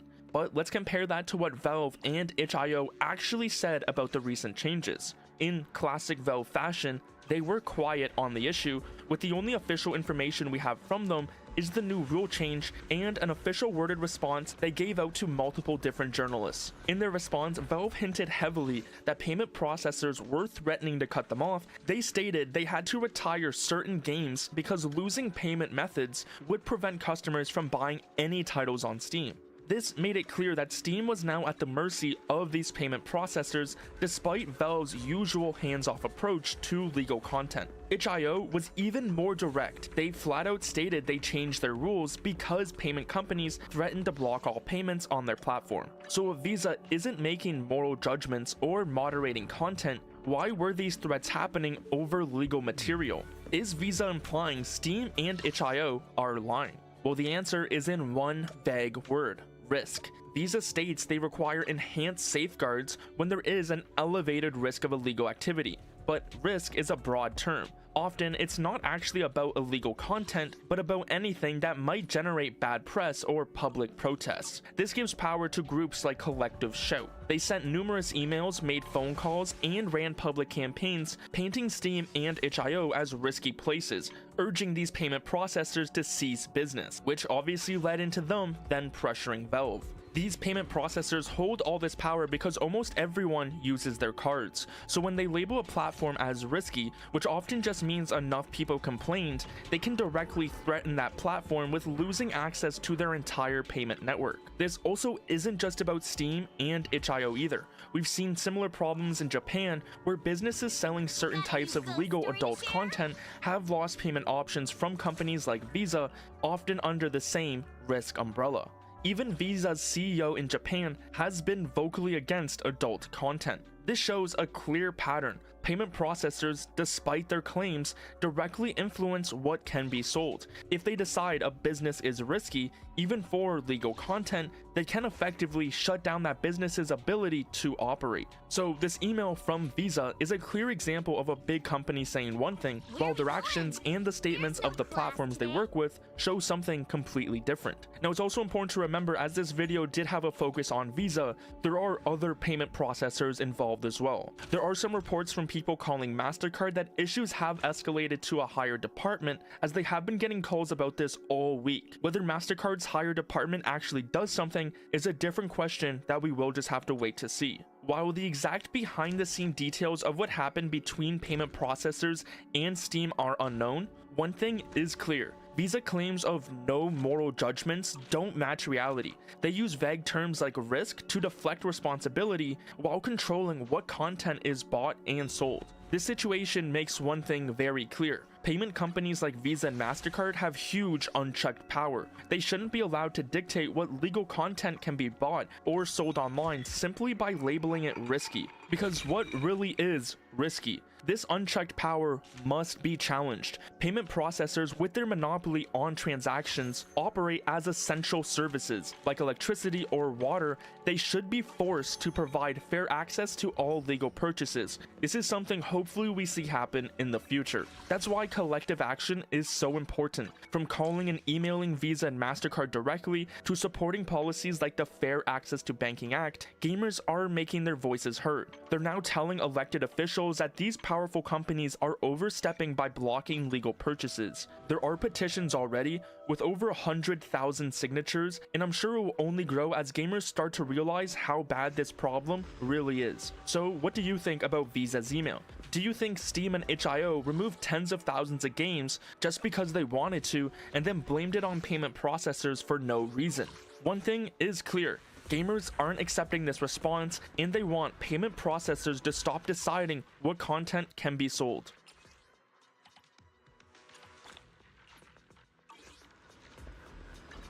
Where are we going? There's no class today.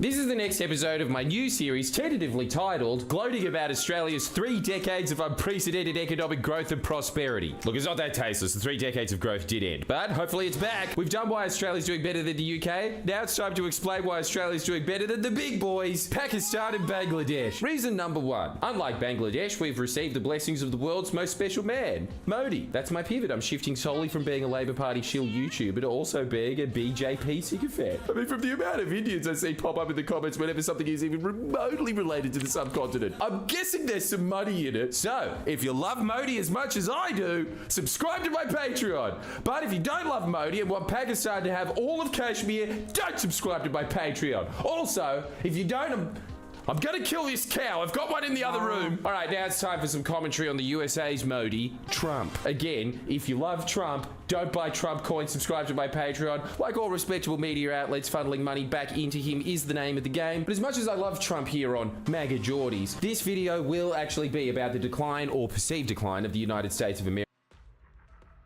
The number one thing you will do the most in the majority of video games is move. It's how we go from point A to point B on a map, how we approach or escape danger, and how we finish any level. Anything from Super Mario Bros. On the Nintendo 64 to Ghost Runner uses movement as the baseline of its gameplay. So why is it that most movement system in games is so unimaginative, so boring and repetitive? My favorite games all use movement as a form of self-expression. Of course, movement should first and foremost characterize the player character, which is why, for example, Corvo Attano from Dishonored moves differently to how Peter Parker and Spider-Man moves.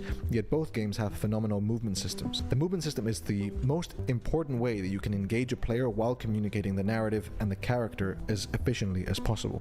Few games, however, have done it better than Assassin's Creed, in my opinion, especially when it comes to third-person parkour. This is the franchise from which Outlaw's Vengeance will get inspired off when it comes to movement. For those who don't know, Outlaw's Vengeance is a stealth action game inspired by Assassin's Creed and Dishonored. In it, you play as Silas Ridge, an ex-assassin who hunts down the governors of New Aurelia after a failed revolution. It's available to wishlist now through the Steam page, although it might be looking like a bit mid depending on how far in development you see this video. But still, if it sounds like a cool game, throw me a wishlist for the Steam algorithm gods, since they seem to be pretty judgmental. Third-person parkour is something that I believe has been underutilized in games, and it's a feature that I want to bring into Outlaws. Sprinting, vaulting, manual jumps, catch ledge, beam jumps and swings, all of it, to give Silas the ability to reach any part of the 4 cities of New Aurelia. This is a world that is designed to be extremely vertical in its level design. It has very claustrophobic streets that makes you want to go upwards into tall buildings that have many beams and bridges and platforms connecting all the rooftops. If you want to learn more about the nature of these cities and the country of New Aurelia, you can sign up to my weekly newsletter where I'll send you lore dumps on different topics surrounding the world of Outlaw's Vengeance,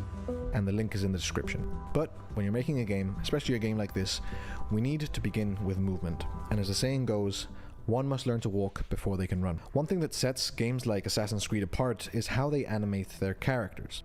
Ubisoft pioneered in 2012 with Assassin's Creed 3 a technology called motion matching, which is essentially an animation technique that dynamically selects and blends animations from a database based on a character's movement and trajectory. It takes all the input and data in from your direction and the state of the character and selects the most relevant animation. It aims to create a more responsive and realistic system by continuously querying the animation poses rather than relying on predefined transitions or state machines. It's an extremely cool system and one that is very, very expensive and forbidden for small budget indies like us. Or at least it was. Thanks to the graces of the God Emperor Unreal Engine, my indie team can now, for free, create an amazing looking movement system using motion matching. It is very basic, it doesn't have all the fancy things we'll need like swings or beam jumps, but it'll give us our walk, our run, our crouch, and our jump. And that's all we need to start giving Silas a vibe. Now, I'll jump in here quickly and go into live nerd mode for a second to talk about something called input control. Many games, usually those that don't put as much emphasis on movement, will have the character automatically jog or sprint when you press forward on your controller. Sometimes they will let you control the speed of the character depending on how far you push the joystick, but it's a rare case, and even this binary way of approaching character locomotion is cringe. 1, because it's too easy, and 2, because it rids you of player autonomy. You need to give the players the ability to traverse an environment or a level at the speed that they want, whether it's for strategy, self-expression, or immersion. If you want to calmly walk the streets of Port Midas, you should be able to. If you want to sprint through the final level of the game in the Grand Citadel, you should be able to. So what we're going to do is divide Silas into 2 states of being, passive state and active state. Passive state is where Silas begins. This is like his usual state. He walks when you move him, he vaults over objects slowly, the camera will slowly zoom in if you walk for long enough to kind of give you more of like an immersive feel, and it's how Silas normally moves around the world. But if you hold down right trigger, voila, Silas enters his active state. Here he sprints, he jumps further, he vaults quicker,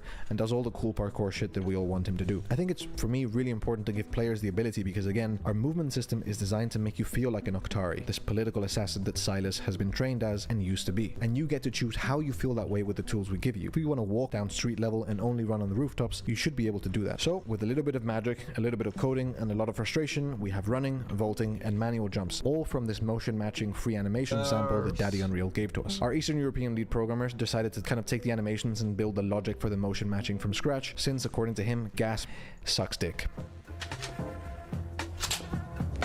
Avi, what's Boris doing here?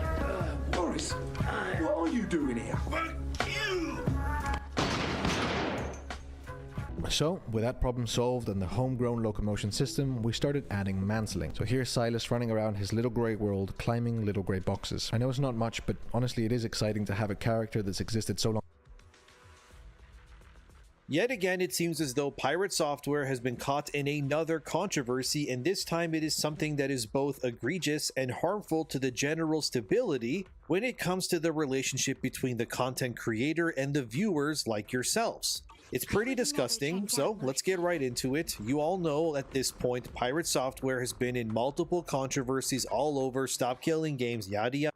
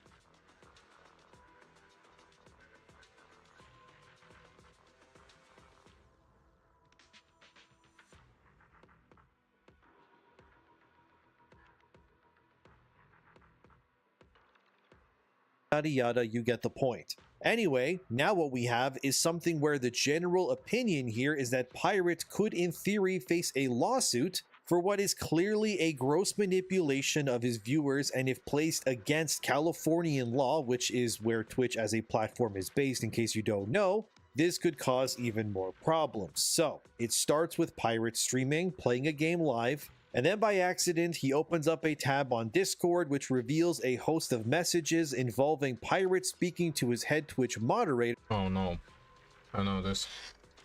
I don't think that will be lead to legal action.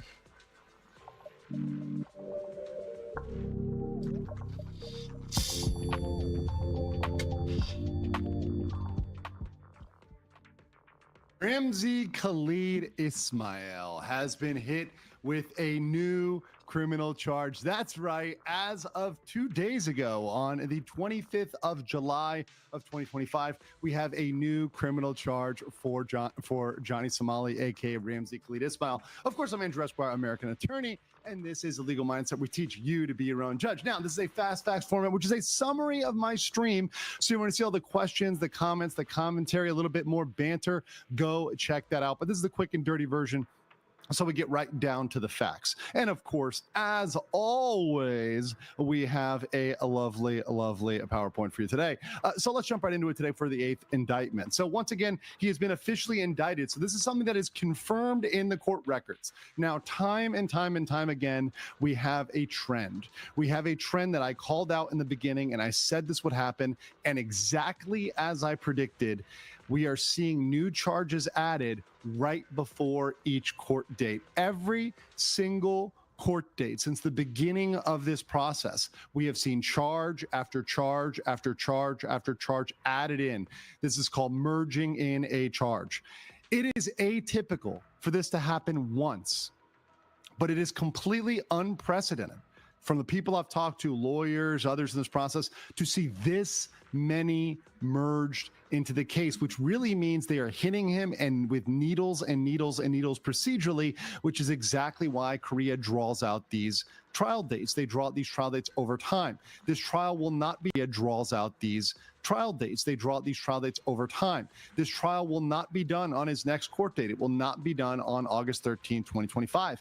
In fact, we can see this thing go as quickly as going into, let's say, October, November, maybe it could end, or it could go into 2026. It's very, very possible that can happen at this point. It really all depends on how this plays out and also on how Johnny pleads. So let's get into what it is today.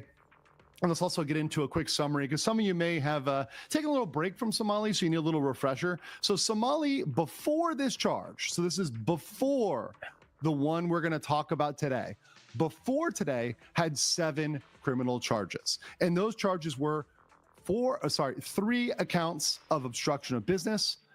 We have 2 accounts of the Minor Crimes Act and 2 deepfake counts. So this is what it is before. And as of this, he's pled guilty to 4 of these, 2 obstruction, 2 minor crimes, and he's pled not guilty to 2 deepfakes and 1 obstruction.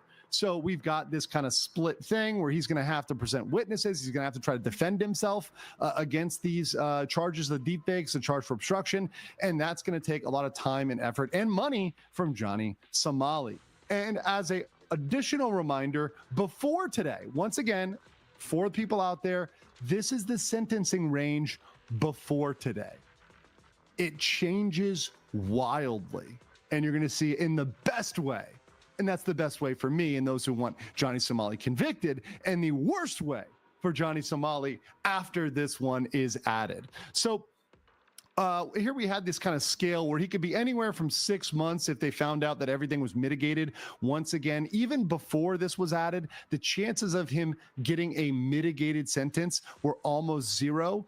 We're going to have a 0% chance of mitigation after this is added. There's no way this cannot be looked at as habitual crime pattern or a crime spree, which completely eliminates the mitigated column. Under the default, which is on the standard, if he's neither bad nor good, that's 2 years and 6 months. Aggravated minimum, which means if they find he is an aggravated criminal, a repeat offender, horrible, not saying he's sorry, not giving restitution, not paying money back, which is all things that we have here, they would sentence him aggravated. And that would be a minimum of 4 years and 3 months up to 12 years. Well, this all changes. And this all changes with the new charge. The new charge is an additional obstruction of business criminal count. So now we have 4 counts, count them, 4 counts of obstruction of business. This is absolutely insane. It's crazy. And this is what I told you beforehand.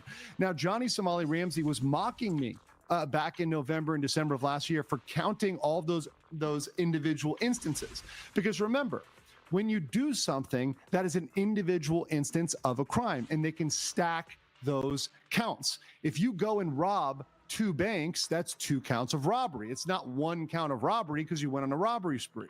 You get 2 counts. If you murdered 2 people, that's 2 counts of murder. So because of that, we've now got 4, and we'll talk about what it likely is. But the most important thing here is that this is going to come up at trial on August 13th. So he's going to have to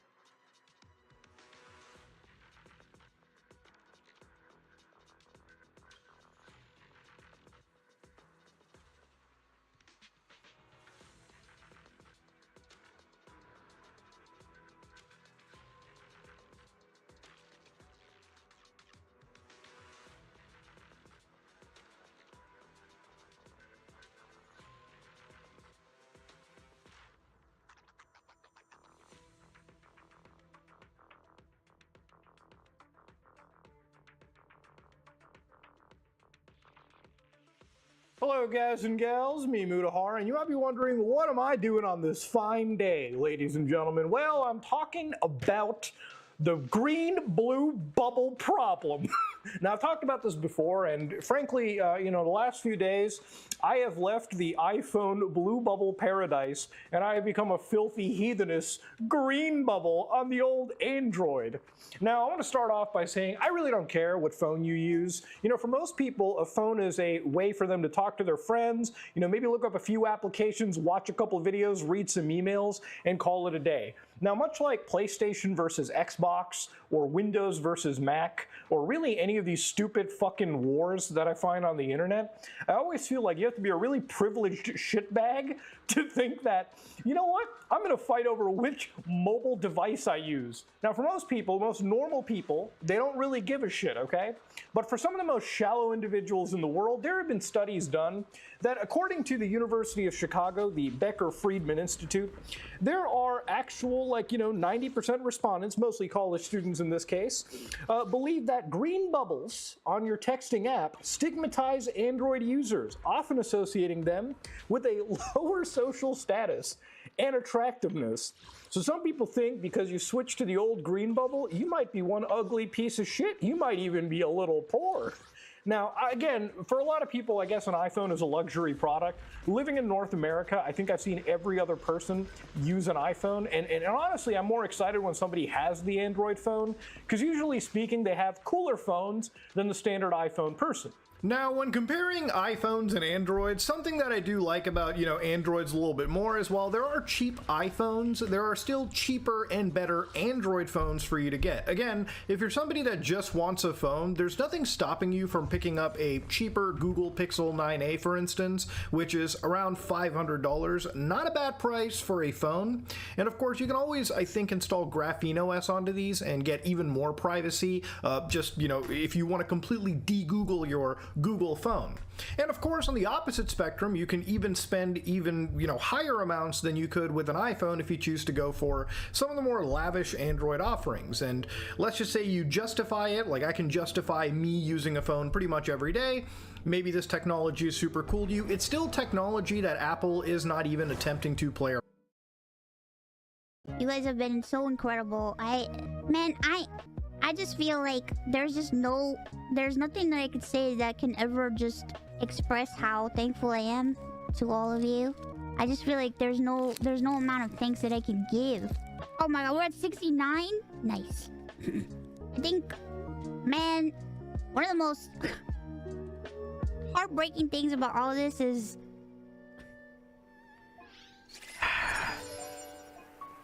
sitting down and having to tell my mom.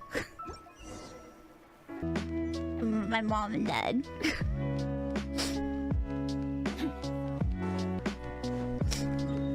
How are my parents? They're hanging in there. My dad's hanging in there. My parents are hanging in there. Man. It's just...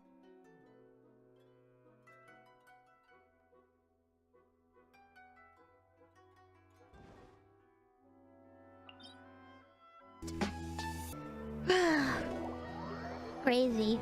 Oh my god, we hit 1.1 million? My face broke. I'm sorry. Shit. Holy shit. Oh goodness.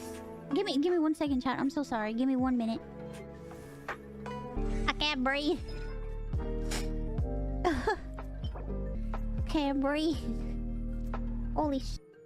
Hard to breathe right now. Ugh. Thank you guys so much. Thank you all so much. Thank you. This has been such... I'm so happy that our community is able to basically take a horrible event and turn it into something so positive, full of love, and so full of just good vibes, happiness, love, support. So thank you guys so much. Thank you all so much. Thank you. You don't have to do you don't have to do anything, but I'm just so grateful that you guys are here. Thank you so much. Thank you very much. Before I sing, I've had so many people tell me that I shouldn't apologize because you know, so many people told me that I shouldn't, but I can't help but apologize. It's just in me. I don't know. It's my nature too. So to all the community members, all the supporters, everybody, I'm truly sorry that all of this has happened. I'm so sorry, but I'm also very thankful that you guys are here and that you guys are so caring and loving and so supportive. So thank you so much. I know, but it's just who I am, you know? It's just who I am. Thank you all so much. I'm sorry for being a dummy.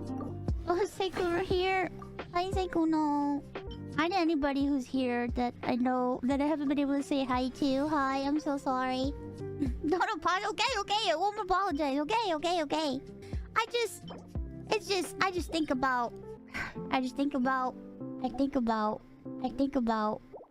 all the wonderful, happy, supportive, loving faces of the people that I met at AX, and that I met so many of you guys at AX, and every time I think about that, it just all the wonderful words, all the positivity, everything, and I don't ever want you guys to feel you know. I mean, you can ask Roxy. I was crying to Roxy about it. Sorry. I just want you guys to be happy, and I want to bring you guys joy, and that's my wish. Make you guys happy and make memories with you and just bring good vibes, you know. Anyway, back to singing before I sob again. Stir things up. A dash of frosting. The pinnacle of excellence.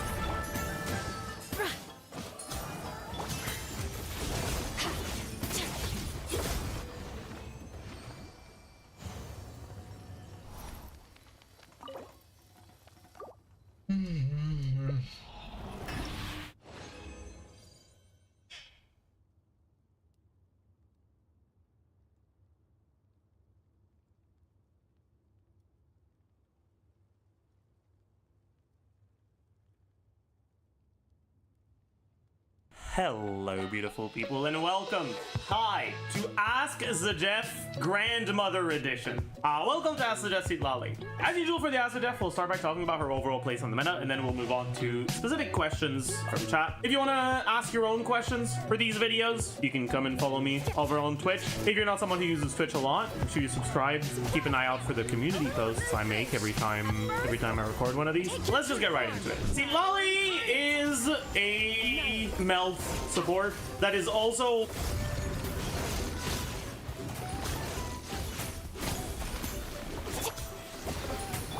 Up to the freezer.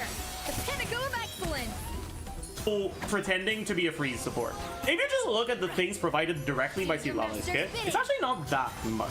What you get directly from Silali's kit is you get a shield, but the shield is pretty weak in value. Compared to other shielders, her shield value is fairly low. You get a bit of damage, but the damage is also pretty low. And then you get 20% shred, and that's it. 20% shred is not a lot. However, non-directly mentioned parts of her kit compound with one another to make a character that's actually providing a lot. So what are those non-written parts in her kit? One, she's a Natlun character. Natlun supports can use the Cinder City set for 40 damage percent. Now, that's not actually just 40 damage percent, because if a character wasn't from Natlun, they could use a different support set that also buffs your damage. The generic support sets generally buff your stats by about 20% attack. And 20% attack and 20% damage are fairly interchangeable in a decent amount of situations. Generally, you'd rather go for damage. So if you were to evaluate what 40 damage percent is, it's probably the equivalent of like 45 or 50 attack instead, but still. Your alternative sets, the generic ones that buff attack, are 20% attack, which means that her being from Natlan is effectively allowing you to have access to a buff that's better by about 20 to 25 damage percent than the alternatives. That's the first thing. The second thing is that she's a Catalyst user. Catalyst users have access to TTDS. TTDS, 1.0 3-star weapon, but it's one of the very few weapons that directly buffs another character's stats. That means that on characters whose personal stats don't matter that much, right? We already said, Seedlally doesn't do that much damage, and her shield value isn't that high anyways, and her shred doesn't scale with her stats. The characters that don't care that much about their own personal stats would obviously rather use a weapon that buffs your carry's stats than their own. Having TTDS is big. There are a few other factors that could be useful for Seedlally, but that generally aren't. Mainly, as a shielder, she enables shield conditional effects, such as the Calamity of Eshu, which is technically relevant in Skirk teams, but we'll talk about the non-pyro teams later. Now, all the things I've mentioned so far, they're good things, but just in terms of total overall provided value, it's not that impressive. Let me use Chevreuse as a point of comparison. C6 Chevreuse is a good character. What does she provide to your team? She provides attack percent, she provides damage percent, and she provides shred. How much attack percent? Up to 40% based on her HP. How much damage percent? Up to 60% with her C6. How much shred? 40%. Seedlally, on the other hand, 48% attack, 40 damage percent, and 20 shred. That's Chevreuse without looking at a set, right? Chevreuse is going to be on a set. We can assume Noblesse for now, and that's 60%, which means that Chevreuse gives you more stats than Seedlally and for every stat that she's giving. But there's one thing we haven't mentioned yet, and that's the application. Chevreuse is a character whose only purpose in a team is to buff. Seedlally also applies her own element. Now, in freeze teams, applying a little bit more cryo generally doesn't matter. That's why I don't consider Seedlally to be that great of a freeze support, because like I said, if all you're getting from Seedlally is these things, she's just pretty much noticeably worse than a C6 Chevreuse in every single way, really. She gives the same stats as Chevreuse does, but a lot less of each of them. But in melt teams, she also applies her element, which allows your pyro carry to melt. And in quite a few teams, she's enough by herself to allow your pyro carry to melt, which means you don't need another cryo option. With Chevreuse, one, the application isn't as important because you're not relying on overload damage itself, you're just relying on having uptime on your shred. But even with Chevreuse, you still want some form of off-field application. You still play Fischl in your Arlecchino teams, you still play Shanley or Mawika in your Verissa teams, because having that off-field application of the element different from the element your carry's using is important. Obviously though, being forced into a character that has off-field application means that you can't use the characters that don't, right? You won't be able to use Bennett as your last slot or Eon-san as your last slot in a Chevreuse team, whereas in a Seedlally team, you can. That is really what makes Seedlally good. Without that application, well, if you compare her to the old niche supports, even in freeze, she's pretty solid, but if you compare her to the new ones, she's kind of underwhelming. But in melt teams, where her application is a significant part of what she's providing to the team, she's very powerful, right? Instead of comparing Seedlally to Chevreuse, in melt teams, you're now comparing her to Yelan or Farina. But yeah, so Yelan, if you build Yelan for buffing, she's gonna have Noblesse, right? And then her own buff is like 30 to 40% average at most. And Farina, if you build her for buffing, TOM, up to 75% in the best case scenario, generally averages a little bit below that, let's say 65, but no shred. And you can see from this that Seedlally is doing a lot. Obviously, Yelan and Farina also have a little bit of personal damage, but I think people tend to overestimate that personal damage in teams where they're being used mainly for applications, because their energy requirements generally are much higher, and they also end up being played with supports that are focused on buffing your carry, not your support, which means that their overall DPS tends to be quite a bit lower than I think most people realize in those teams. In any case, though,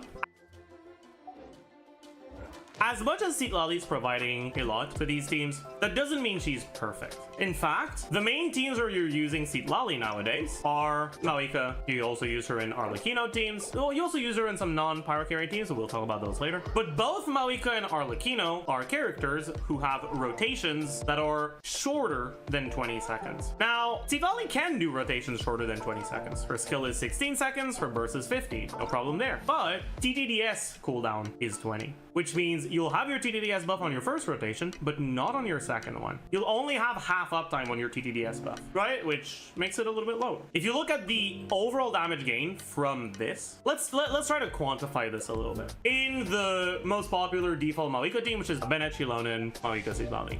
Mawika base attack 359.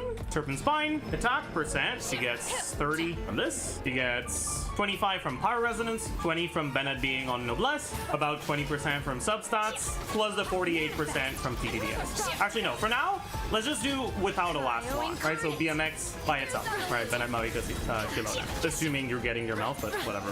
350. Let's assume Sapwood down 13 Bennett and 50 on GM Sense. Good value, good ascension, main stats, substats, Serpent Spine, damage percent. So her own personal damage percent is gonna average at around 35, 46.6, 15 from Codex Strength, 15 from Bennett C6, Shilonen on Petra. Without taking the additional application into account, because we'll just be comparing different characters that allow you to get that application. Let's take a look at what happens with Sidlali. So Sidlali, first rotation. So TDDS, Cinder City, and then 20 Shred.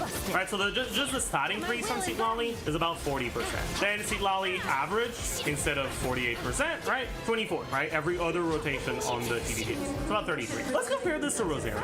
With Rosaria, you don't have TDDS. What else does Rosaria give? Rosaria gives 12 damage percent if you put her on Cinder City, and she gives up to 30 crit value. Yeah, I guess technically you'd probably want Instructor here, huh? You have to change a couple things. And then here, we're gonna actually be thorough. We're gonna be assuming that your default option is using Cinder City on Shilonen, and your Sidlali version is using Petra on Shilonen, which means that for this one, with Rosaria, we're gonna be using Cinder City on Shilonen, and we're gonna be using Instructor on Rosaria. Although that does mean that you're capping out your crit buff a bit lower, because Rosaria's ability to stack a lot of crit rate goes down on a 4-star set. But let's say you get about 20%, right? Let's say you're at like 60 to 70% crit on Rosaria. As you can see here, just on the first rotation, over your Rosaria alternative, your Mawika DPS is like upwards of 20% ahead. But in practice, you generally don't get this, especially in Siege and Onslaught that is balanced around you actually taking multiple rotations of their content. You get a lot closer to average uptime of every other rotation, which means the actual upgrade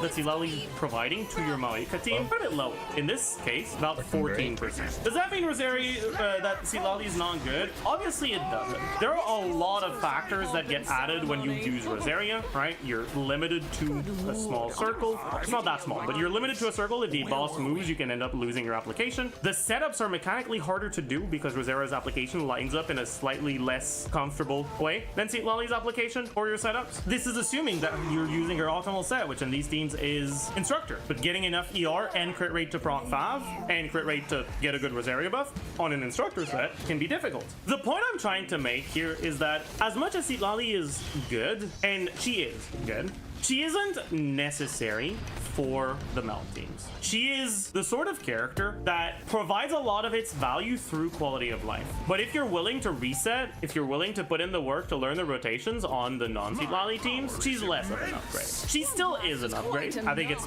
pretty reasonable to say that there isn't a Pyro Carry melt team that prefers other cryo applicators over Sidlali. But I think people do often tend to overestimate the DPS gain from Sidlali. One thing though here is that we were assuming you're using Shilonen or maybe another Natlan character in your Mawika team. If you don't have another Natlan character, you don't have Shilonen, you don't have Yansan, how are you generating fighting spirit? You're cooked. You're cooked as hell. Depending on your rotations, you can also end up in situations where you don't generate enough fighting spirit over one rotation to completely max it out from only Shilonen if you're using another cryo. So Sidlali can also be a little bit more there. Rosaria is not your only option. There's a few others. For example, you can use Kaya, and Kaya's faster application, despite it lasting a lower amount of time, allows you to do 5 melt setups instead of 4 melt setups. There might be a world where you can do a 6 melt setup with a CDN1 with Kaya if you're playing really well, but I haven't tested it enough to be certain. But I think right now, if you look at the DCSN stuff from Mawika, right now, the next next best one after the best Sitlali teams is actually Kaya, because it's assuming 5 melts instead of the 4 that you can get by default from Rosario or Sitlali. But it's a lot more finicky. It's reliant on low ping, and there's even a little bit of RNG involved. It's also using Petra Kaya, which is kind of fake.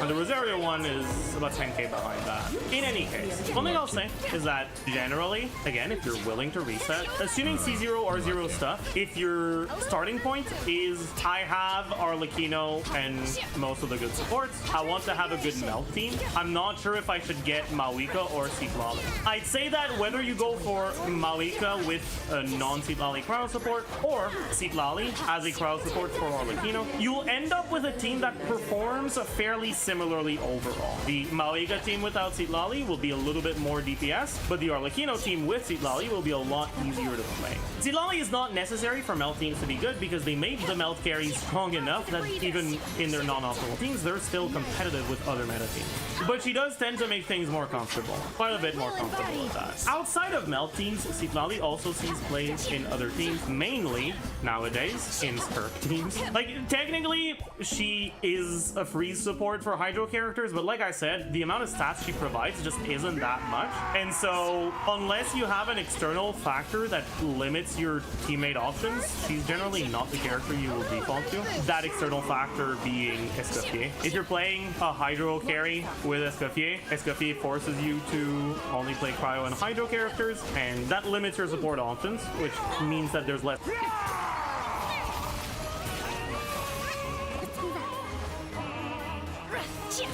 Transfiguration.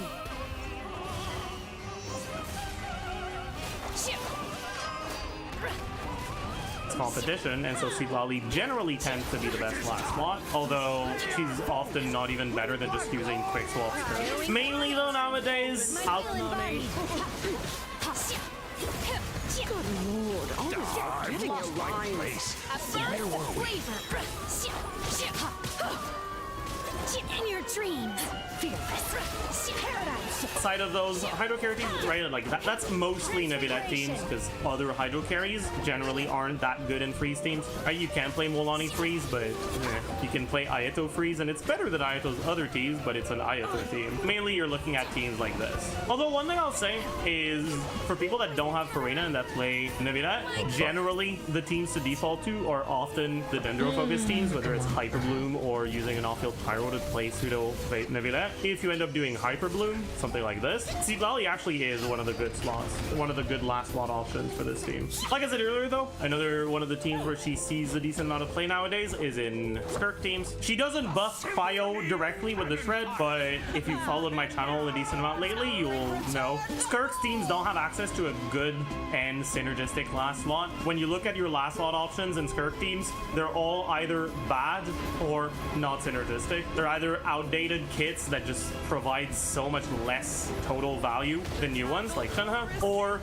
kits that just don't have that much synergy but that are fairly good like Yelan. And that actually creates an environment where Sitlali is one of the nice options for Skirk. Unlike melt carries, which are not sword users, Skirk is a sword user, which means that she has access to Calamity of Eshu. She's a normal attack sword user, meaning that she takes advantage of the Calamity of Eshu buff, which means that a character being a shielder is actually very significant. And then Sitlali's ability to generally give Cinder City and potentially TTDS, although generally she doesn't give TTDS because the rotations here are kind of sus if you want to give TTDS to Skirk. But still, just the shield plus a little bit more cryo up for slightly better cryo resonance uptime, plus the particles for Escoffier, plus the Cinder City is actually enough to make Sitlali a competitive options with the other last slot options. She's not the best. She's actually, I would argue, a little bit behind the best two, which I consider to be Shenhe and Molani, but not that far behind. And like, she's definitely one of the meta options.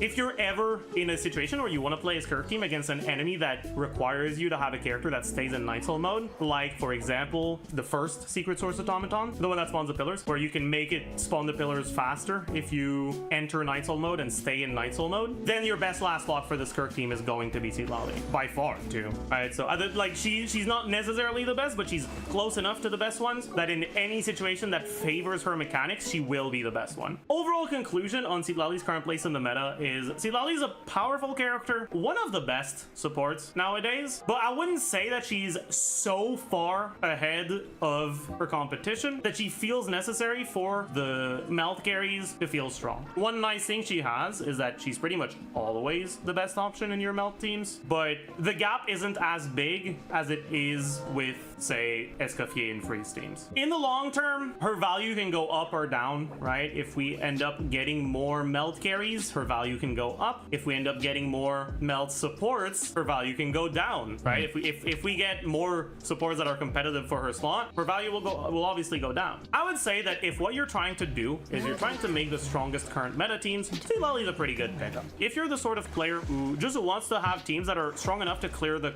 content you care about, and you don't need your team to be the strongest, and you don't care about the skins from Dire, Sitlali is a fairly low priority character compared to getting characters that enable specific other archetypes, like Inefa can enable stronger electrocharge teams, or like carries that are good in other archetypes. In other words, Siege Onslaught bosses where Sitlali will be good will generally be clearable with a Sitlali alternative. And so you might find yourself in a situation where pulling for Flynn's, who's rumored to be an electrocharge or a lunar charge support, so that you can have a lunar charge carry against new lunar charge boss will help you more for Siege Onslaught than pulling for Sitlali, since your Maoika team cannot clear with Rosaria anyways. In any case, that'll do it for her overall power level and place in the meta, so let's move on to questions from chat. How good is Sitlali's weapon due to some rotations being shorter than 20 seconds, or dual carry teams that don't get both carries buffed by TTDS? Okay, so Sitlali's weapon increases her own EM by 100, also has EM substat, and makes it so that for 15 seconds after you create a shield, the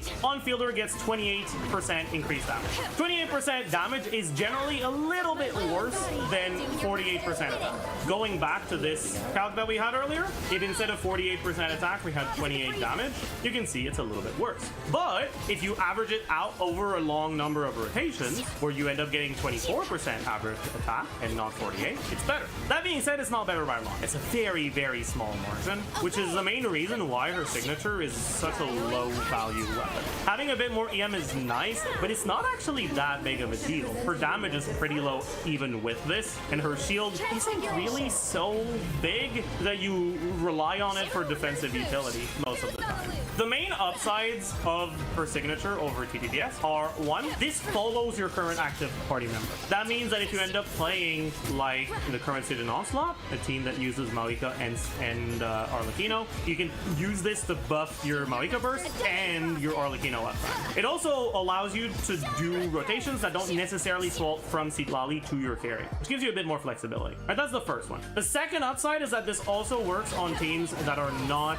attack scaling teams, right? It works for Neuvillette teams. As a general rule, Sitlali's signature is pretty much always worse to go for than your carry's signature or your carry's constellations, and oftentimes also worse to go for than Sitlali's constellations. So I really do not recommend getting it. But now that Siege Onslaught is the main endgame content and not Abyss, I think it's reasonable to expect that the content people care about is going to last generally between 5 and 7 rotations depending on your team. And with that amount of rotations, TTDS uptime tends to be a lot closer to the 50-50 uptime than to the 100% uptime. In Abyss, generally, Abyss breakpoints in Maoika team were low enough that you would generally either kill in one rotation or you would kill in 2 rotations, but you would overkill on the second rotation. So the second rotation having lower damage from not having TTDS didn't actually matter, which meant that in those teams in Abyss, it wasn't just that Starcrawler's launch wasn't a big upgrade, it actually was not an upgrade at all. TTDS was outright better. In Siege Onslaught, I don't think that's necessarily the case anymore, because the more rotations you have, obviously, the closer you get to the 50% uptime. That makes it so that I'd say nowadays Starcrawler's launch pretty much always is better than TTDS. It's just that it's a small enough gap that it's not worth going for compared to other options. But if you have it, you should use it over TTDS. Is he good for Molani if you have enough Pyro Application or you run Burning? Technically, she can be, and Molani does struggle with not having that many synergistic supports, but she's just one of many options. And I'd say generally she's not one of the best ones. One nice thing though is that Maloney teams don't have access to too many good defensive utility options, so having a character that provides a shield, even if it's not that big, is kind of nice. You mind explaining her early constellations? Silali's Constellation 1 is kind of weird. It functions fairly similarly to a Dunhut Quill, but the value of the C1 kind of fluctuates a decent amount based on what else you have, because your total amount of EM can vary a lot depending on your build. The like bare bones default that you'll get from that C1, your Silali will generally be, if you have C1, on ER, EM, EM, or EM, EM, EM, depending on how good your build quality is. But if you have C1, you're probably going to be on Cinder City for long enough to actually get yourself a set that has enough ER on triple EM. So 187 times 3, 115.2 Ascension, and like 120 from substats on Flower and Feather, so about 800 EM, which means that your flat damage upgrade is about 1600.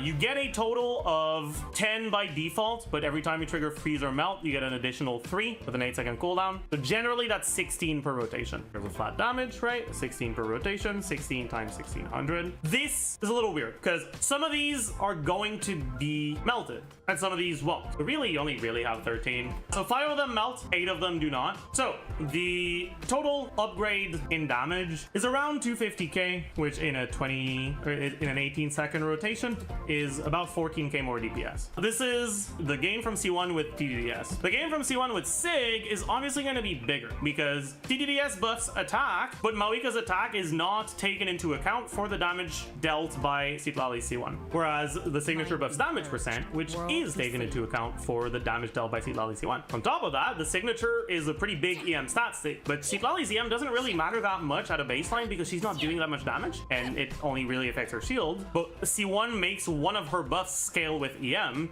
so having that additional 365 EM, it effectively makes the buff you get from the signature, or from the C1 if you have Sig, go from around less than 15k to over 20k. In other words, C1R1 Citlali is greater than the sum of its parts. Does that mean it's amazing? I wouldn't say it's amazing. It's not bad. A support constellation increasing team DPS by about 10% is pretty okay. And when that team is already the team that has pretty much unequivocally the highest DPS in the game, then it'll feel pretty nice. But honestly, the team's already good enough without it. And then you have C2, and C2 buffs Citlali's EM, but much more importantly, buffs your on-fielder's EM and increases the shred. While C1 does make the Sig a bit better, C2 is so much better than C1 or Sig that you should never go C1R1 over C2R0. Just in terms of the like total team DPS provided here, right? Citlali C2 around 170k, Citlali C0, Mawika C2 around 185k. Mawika C2 is better than Citlali C2 for this team, but it's not even that much better. If you're considering vertical investment on Mawika teams, the C1 on Citlali, if you're planning on stopping there, probably just won't be that worth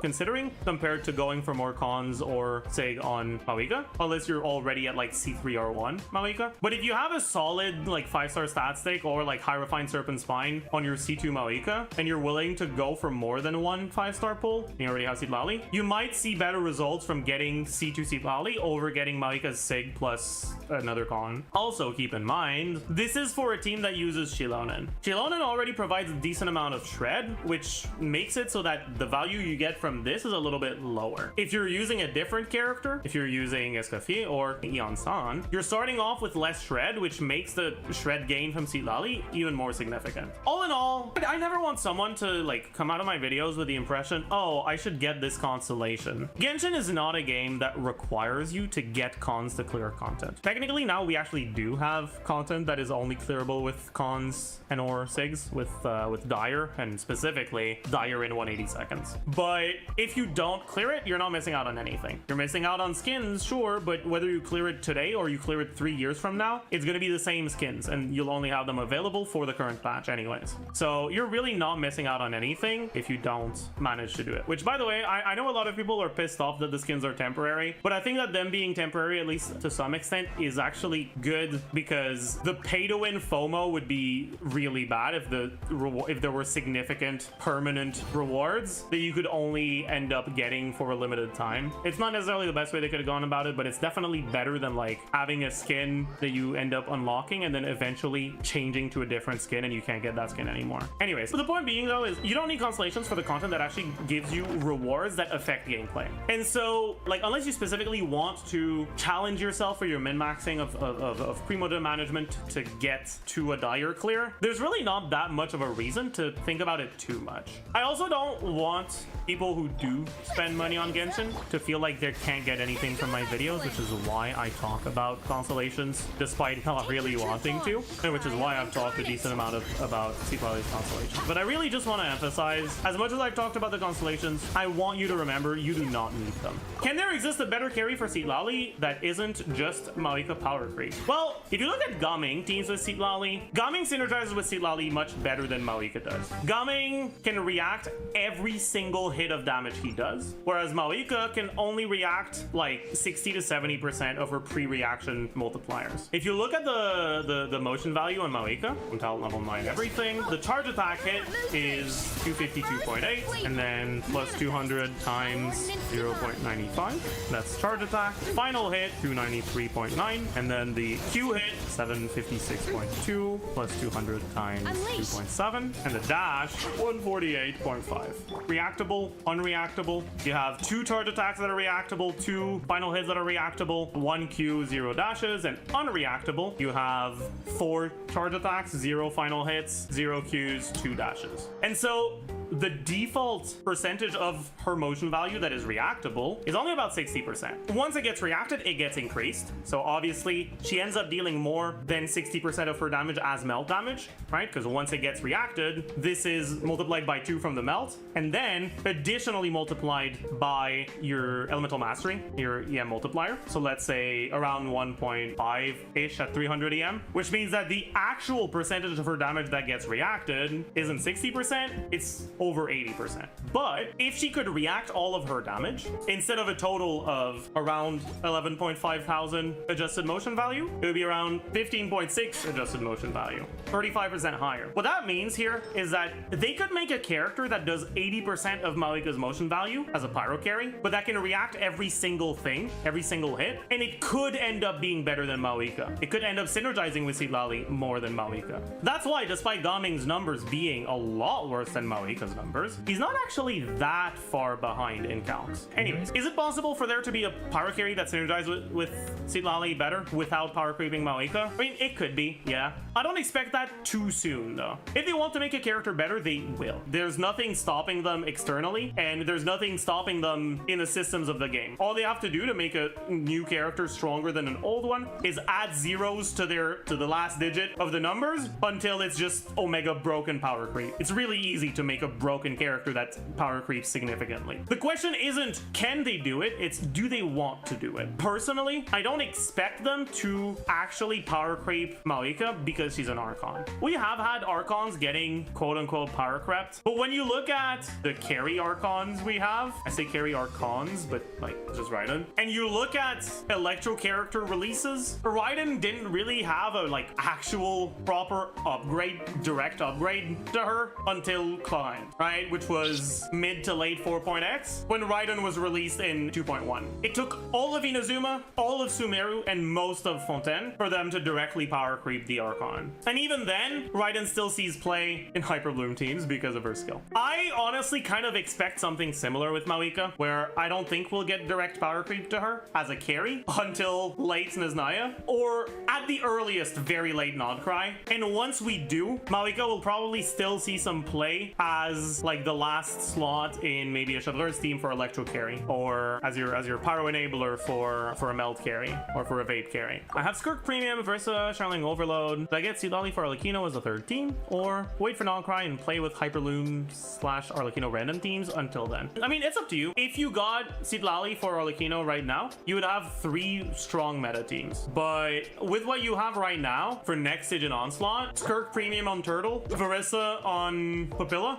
you're left with Cactus. Harlequino ain't doing shit there. You'd rather use an Outcry character. You'd rather get Inefa for that. Also have Kanich, then you'd use Kanich on Papilla then. And Citlali would be benched entirely. Getting Citlali could be useful, but in the short term, next stage in Onslaught, Citlali won't help you. And in the medium term, if Hoyo keeps up the power creep trend, you'll probably have better options as well. So if the main deciding factor for you is meta relevance, then Citlali is probably not worth getting for you. But also, your Twitch username is Arlecchino's Pulse, so maybe you don't care that much and you just want to get the strongest Arlecchino team. If you're someone who really likes Arlecchino and wants to get Arlecchino's strongest team, including Constellations, Arlecchino's teams outside of Melt do not scale well with Constellations right now. The best Overload Arlecchino team uses only 4 stars. The best Vape Arlecchino teams technically can have Constellations on like Shilonen, but they're a lot worse than Constellations on Citlali. Can you explain Arlecchino Citlali combos, and is it ping dependent at all? So yes, every single Citlali combo is ping dependent. That being said, I think people often overestimate the impact of ping in combos. The reason why the combos are ping reliant is because your application timing on Citlali happens after using her abilities. After using Citlali's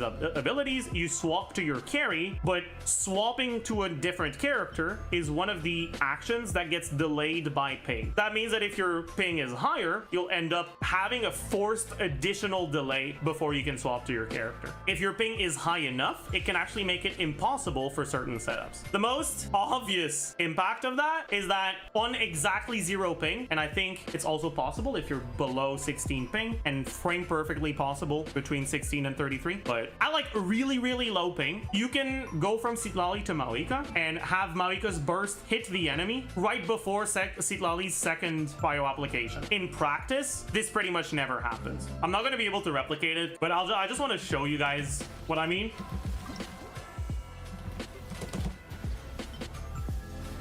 Right? You can end up getting a cryo application pretty much on the same frame as your burst, and that allows you to immediately do a charge attack before your first like actual expected cryo application, which effectively allows you to get 1 more melt. Because here I'm not gonna get that cryo app early enough, but I'll do the charge attack as early as possible, and you'll notice I will apply pyro before the cryo ends up happening. Right? That's why generally people often end up waiting on Citlali a little bit.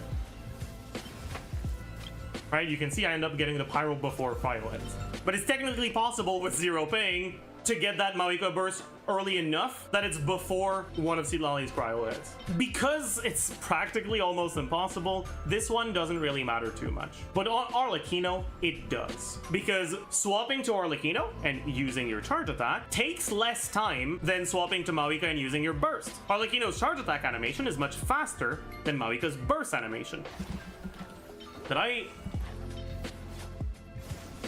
As you can see, I can get the charge attack to hit before an application, and that gets me 1 more. But if you're just a little bit late,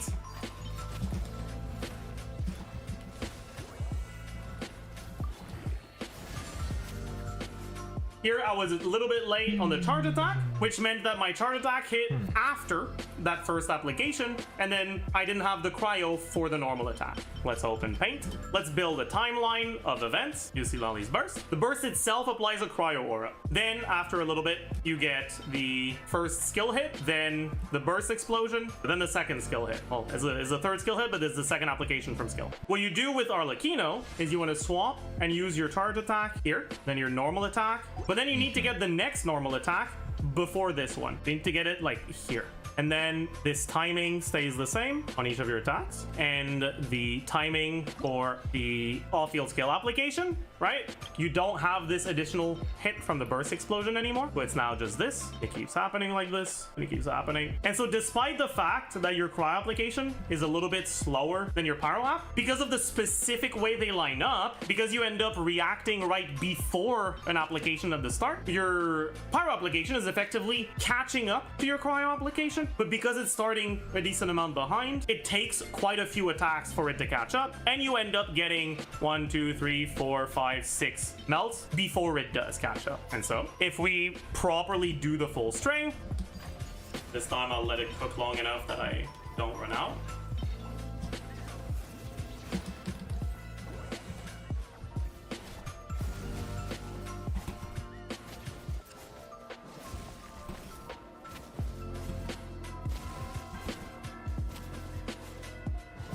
And as you can see, I end up getting my 6 melted normal attacks. And if I tried to go for a 7th one, that 7th one ends up happening before the next cryo hit. So this is pretty much exactly what's happening with our application. But if your start is a little delayed, like this, 2 pyro applications in a row, doomed completely. Even if it's only delayed a little bit, because it delays your whole thing, it's enough to end up with 2 applications here. So you'll still get your first 2 normal attack melts, but the 3rd one happens too early. This is why, by the way, I said that generally you'll be fine getting your first 2 melts. The first one that is often gonna not melt is the 3rd one. Now, because of this application timing, it means that if you have a little bit of ping, you can end up in a situation where no matter what you do, it will get delayed. And in that case, what you want to do is give up on the charge attack. If you dash cancel your charge attack, not only do you get 1 less application, which makes things easier to time, but it's also a little bit faster to do charge attack into cancel than it is to let the full charge attack go through, which means that even if you get delayed on this whole thing by ping a little bit, right? It gets a little bit delayed by ping. Oh no, we're cooked, 2 pyro applications in a row. It gets brought back from the slightly faster animation of canceling the charge attack.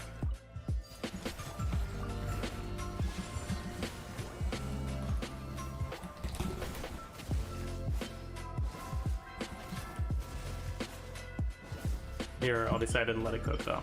I'm not sure exactly what the ping breakpoint is because there's also some input error, right? You can't buffer a charge attack after a swap. You have to start inputting your charge attack after the swap registers, otherwise the charge attack won't go through. So there's player error that can get added. I've seen people getting the combos on 80 ping. I don't think I'd be able to get it on 80 ping. But even on my main account, on 16 ping on NA when I play Arlecchino, I generally don't bother reacting the charge attack because you don't lose that much damage if you miss it unless you're on signature. And even on signature, you can like open your rotation and then finish your rotation with a charge attack instead of doing it after your setup. Like you can do it before your setup to get the bond of life from the signature. How much better does Yoimiya become with Seedlally compared to Lila/other shielders? The main thing that Seedlally provides is application, which other cryo characters generally often do as well, and buffs. Buffs get proportionally bigger the stronger your carry is, which means that for weaker carries, Seedlally is often not better than using off-fielders that do damage. I'm actually kind of curious if anyone has simmed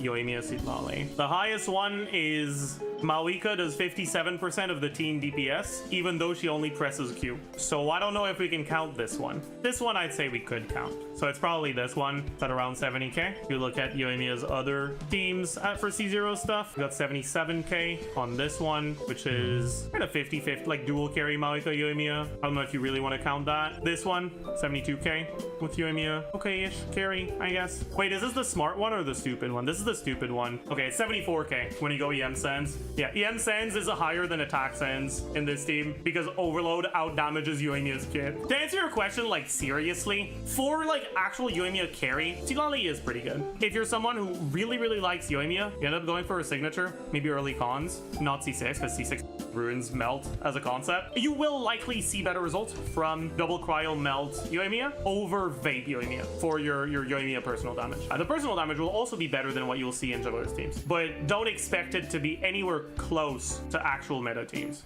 Is 2M usable on her? Yesn't. So it depends on the team. The main factor that changes whether TOM can work on her or not is how reliant you are on Cinder City Energy Refund to get your burst. Cinder City is always more damage than TOM, but Cinder City is not only usable on Seedlally, and it doesn't stack, so if you have someone else on Cinder City, you might need Seedlally on a different artifact set. Most of the time, you're better off using that different character on a different artifact set instead of changing the artifact set on Seedlally, because Seedlally is reliant on the energy generation from Cinder City, and a lot of the other Natling supports are not, such as Shilonen. Let's talk about energy. Seedlally's skill generates 5 particles, and she's basically always catching those particles herself. In the default Bennett, Malika, Shilonen, Seedlally team, you don't have another cryo character generating particles. You have 3 other characters generating non-cryo particles. She doesn't catch any particles from anyone else. Then you have the Bennett particles, the Malika particles, and the Shilonen particles. You have clear particles generated, but none of them are getting generated while Seedlally is on field. You get 2 to 3 particles from enemy HP thresholds, and then 3 particles from Shilonen's Fab weapon if she's on Fab, which means that with no additional energy generation, your ER ER currents are at around 220. That is hard to reach, but achievable technically. However, if you have Shiloden on peak patrol instead of Fav, your ER currents are now at 250. The Sands gives about 50, and Silali doesn't have ER Ascension, which means in order to reach 250, you need 25% energy recharge average on all your artifacts, other than the Sands that can't have ER substat, right? Flower, Feather, Goblet, and Circlet, ER added together needs to be 100%. You don't have that. I don't have that.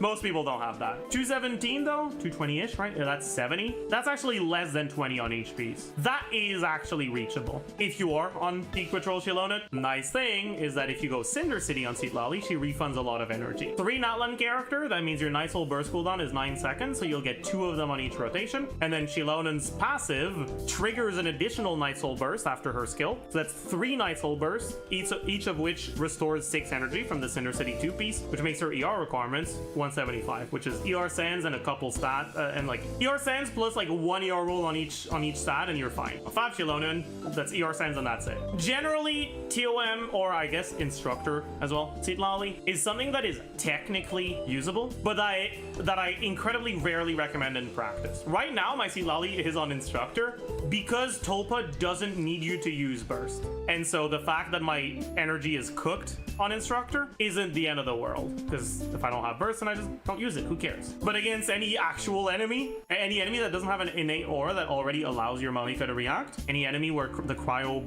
application matters, you need the ER to burst, and so you need Cinder City in a lot of these cases. Anyways, that is going to be it for the Ask Us a Jeff Seatlali. I hope you learned a thing or two. I hope you enjoyed. As usual, do all the good old YouTube stuff. Leave a like, comment, subscribe, and I will see you guys in the next one. Bye, YouTube.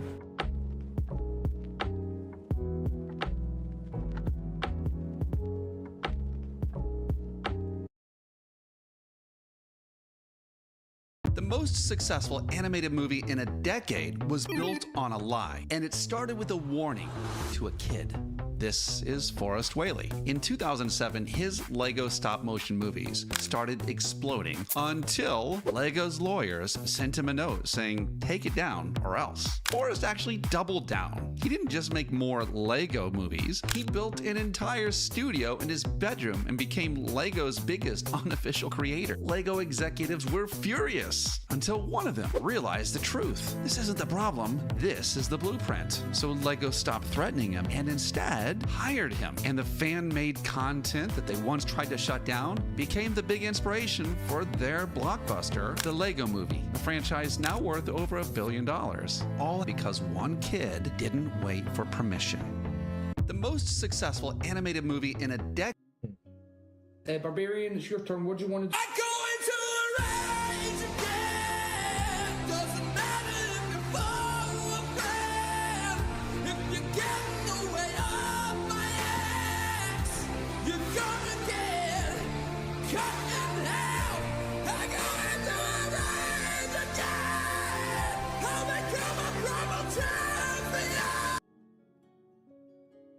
Now, I'm sure most people watching this video are aware of the VShojo situation, the now former VTuber agency that has had a very nightmarish week. One of the greatest, and probably the greatest of all time, speedruns of a major VTuber agency of all time. Shut down in the matter of only a few days. Everything going good until Iron Mouse, their biggest talent and one of the biggest VTuber talents in the world, came out with a video sharing her grievances with the company, basically saying, among many things, that she was owed significant funds from the company, as well as $500,000+ that she raised for the Immune Deficiency Foundation charity had not been delivered to the charity as intended. That was from a subathon she did over a year ago. Nothing was given to the charity, and she's asking questions to the point of, well, she had to leave because they were not delivering what they promised and what they should have. Because it's very simple. She did a subathon. She go to the quest, because 13 hours is not that much time. I need to at least figure out how much time that will take, and for that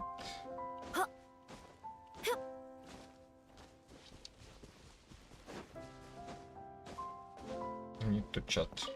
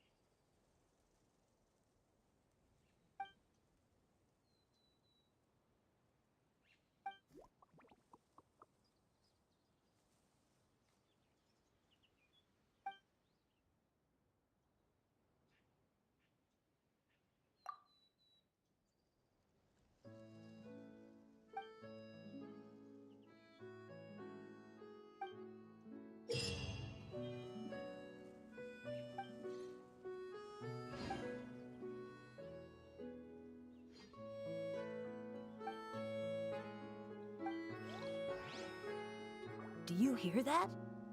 There's a voice whispering on the wind.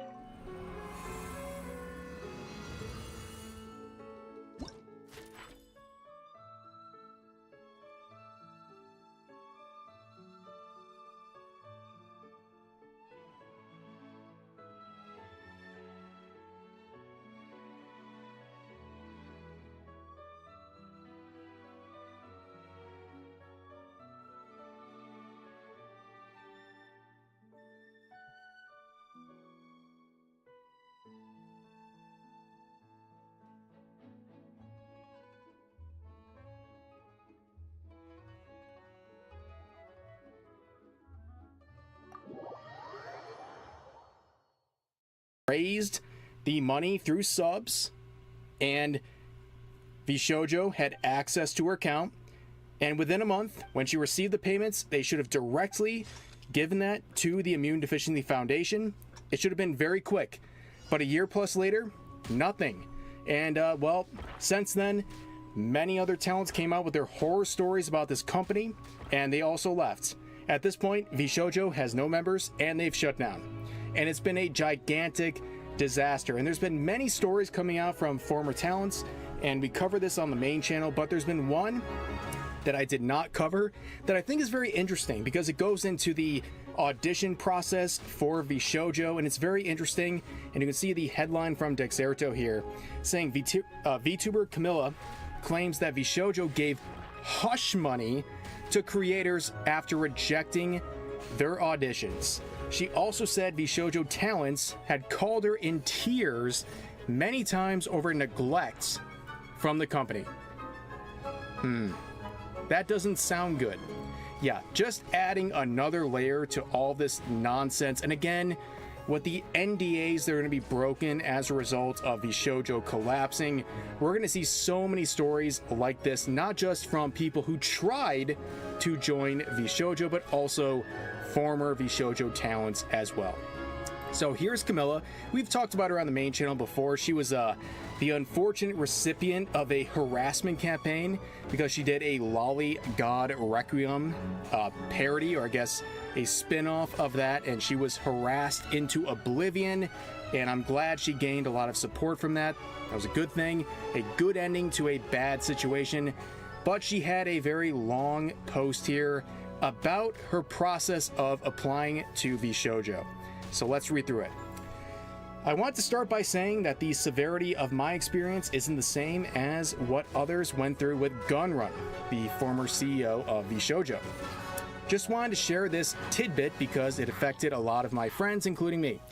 In 2022, I applied for VShojo. I applied under my past life, her former account. VShojo at the time prefaced that they were looking for specifically small streamers. I thought I'd give it a chance because I was very small at the time. I auditioned, I passed. I received an email saying that I would be moving to the next stage, as well as some of my friends. And I and others were excited to have even passed the initial round. That alone was something to be proud of. We filled out the next part. This mainly contained more technical questions. What's your schedule like? Are you good with handling technical difficulties? What kind of streaming equipment do you own, etc.? Submitted that and, well, got another email back.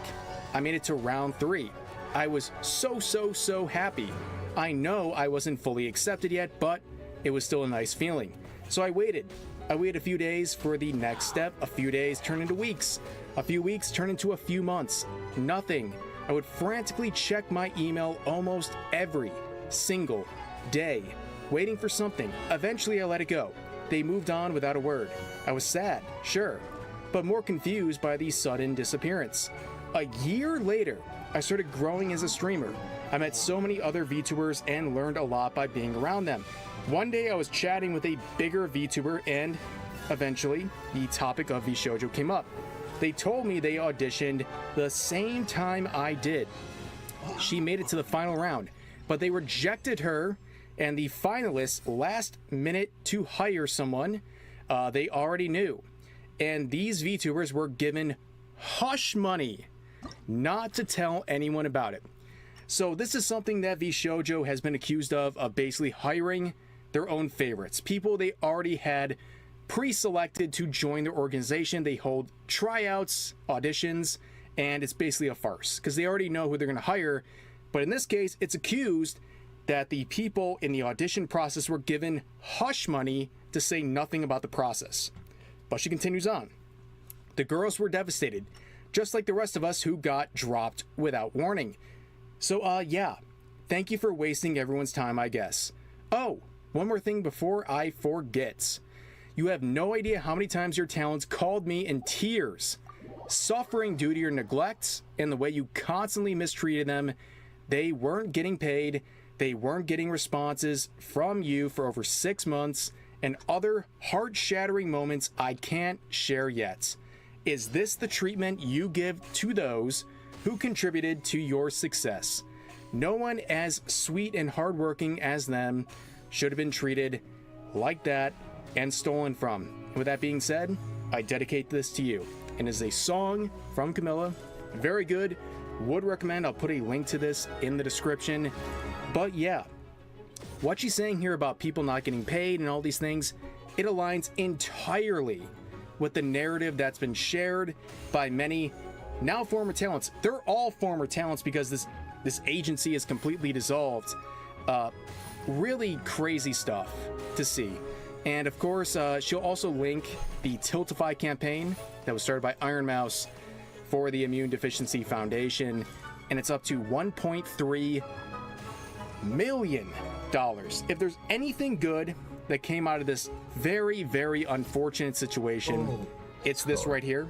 At least there was something that overcame the terrible handling of Iron Mouse's charitable efforts with VShojo, and it's really unfortunate because the most likely outcome here is bankruptcy for VShojo, and when it comes to those processes, the talents who are going to be treated as independent contractors, they're going to be on the very bottom of the totem pole, and that goes with any sort of charitable efforts from the talents and the investors, the banks, what have you.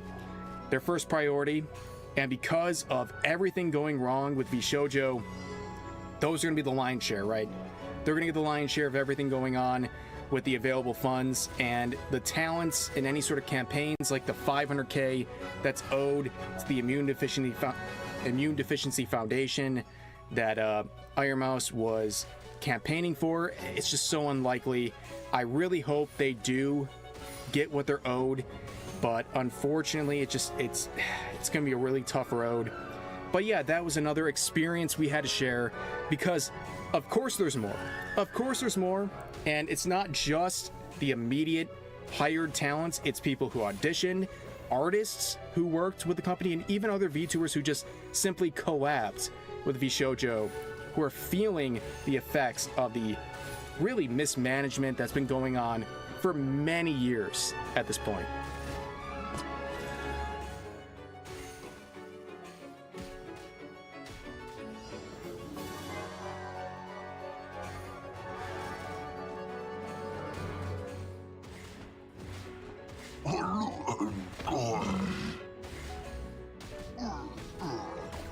Oh well.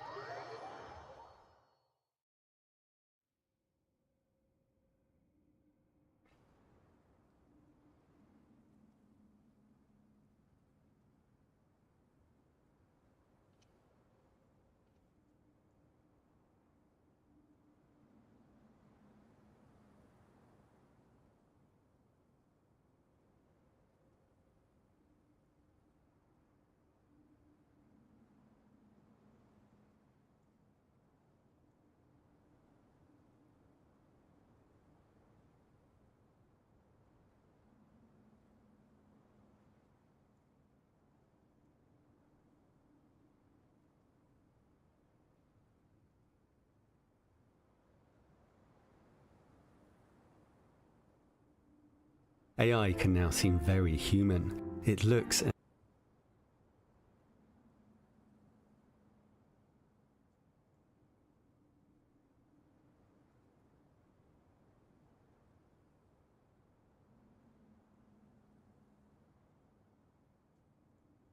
What the fuck is that? I'm starting to think that democracy is kind of cringe. Am I turning, guys? Am I turning? I think it's bad when people have no skin in the game, I think is the problem. Return to monarchy. Well, monarchy can get the results. It puts so much on one person, but I suppose one person's... You know what? Actually, you know what? You're right. Monarchy is better, actually. Like, unironically. I think monarchy is better than pure democracy. Like, I guess you rest everything on one person, and if they suck, you overthrow them. Democracy is, like, way easier to take advantage of, I think. Taxpayer-only votes. I think something like that is probably, like, better, honestly. Actually, I don't know if you guys knew this. Did you guys know that America wasn't a full democracy before? Did you guys know that? It's like actually like later that they did that. The original like law in America was you couldn't...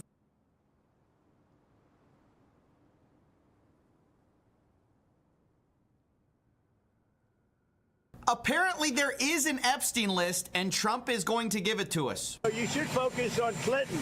You should focus on the president of Harvard, the former president of Harvard. You should focus on some of the hedge fund guys. I'll give you a list. These guys lived with Jeffrey Epstein. Now this is yet another change of the story. First we heard that the Epstein list was covered up by the Dems. Then we heard there is no list. Then we heard the list was made up by Democrats. Now we're hearing that there is a list. You say that the FBI has Epstein's list. They're sitting on it. We need to release the Epstein list. It's sitting on my desk right now. And the DOJ and FBI have now concluded there was no Jeffrey Epstein client list. No incriminating client list. Made up by Comey, that were made up by Obama. Focus on Clinton, the president of Harvard. I'll give you a list. This all comes after shocking revelations about new implications of our most powerful leaders, both former and current presidents. But now, given the fact this story won't go away, Trump is zeroing in on his political enemies and saying they're the ones everyone should be focusing on. They should focus on the fact that Larry Summers from Harvard, that Bill Clinton, who you know very well, and lots of other friends, really close friends of Jeffrey Summers, should be spoken about. Because, you know, Jeffrey Epstein should be spoken about. And they should speak about them, because they don't talk about them. They talk about me. I have nothing to do with the guy. Now, the reason we haven't been speaking about these people is because, of course, the DOJ covered everything up, not giving any names. And, of course, people were extremely suspicious of this sudden change.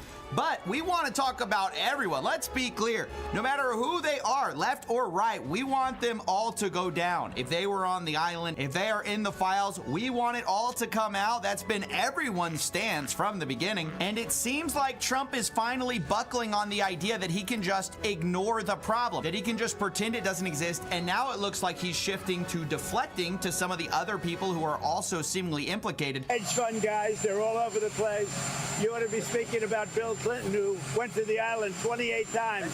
I never went to the island. Now, if true, that's a shocking amount of times. We don't know if Trump has special briefings that we don't have access to right now. Previously, Clinton denied going to the island. There are some people who have said, oh, maybe he went once or twice, but 28 times. I've never heard that number before.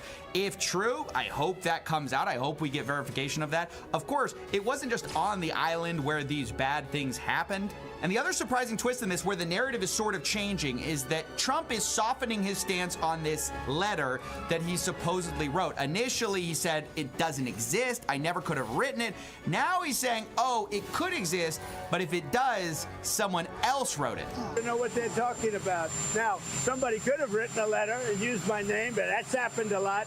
All you have to do is take a look at the dossier, the fake dossier. So, seemingly, they're laying the groundwork for this birthday book to finally be released to the public, as we've all wanted. Trump is saying, look, maybe it does have my name on it, but I didn't personally write the note. Now, whether you believe that is totally up to you, but this is such a shocking change in stance from how they've been treating the Epstein files. Previously, we were literally told, look, there's nothing we can charge third parties with. There's no evidence we have on anyone. Now, the Trump administration is meeting privately with Ghislaine Maxwell. Supposedly, there's 100 new people she has mentioned, and Trump is mentioning evidence that he says they have, or some knowledge he says he has, of Clinton being on Jeffrey Epstein's island 28 times, which, if true, is like so incredibly damning, and these people should be locked up. The problem is, of course, it cuts both ways. If you're going to implicate one person, you have to go after everyone. Now, Trump was asked if he was ever briefed on his name being in the Epstein files. Of course, it was reported by the Wall Street Journal that he was told, and that's when he started acting very weird about the Epstein files, saying it was all a hoax. He once again denies it, though, saying he wasn't.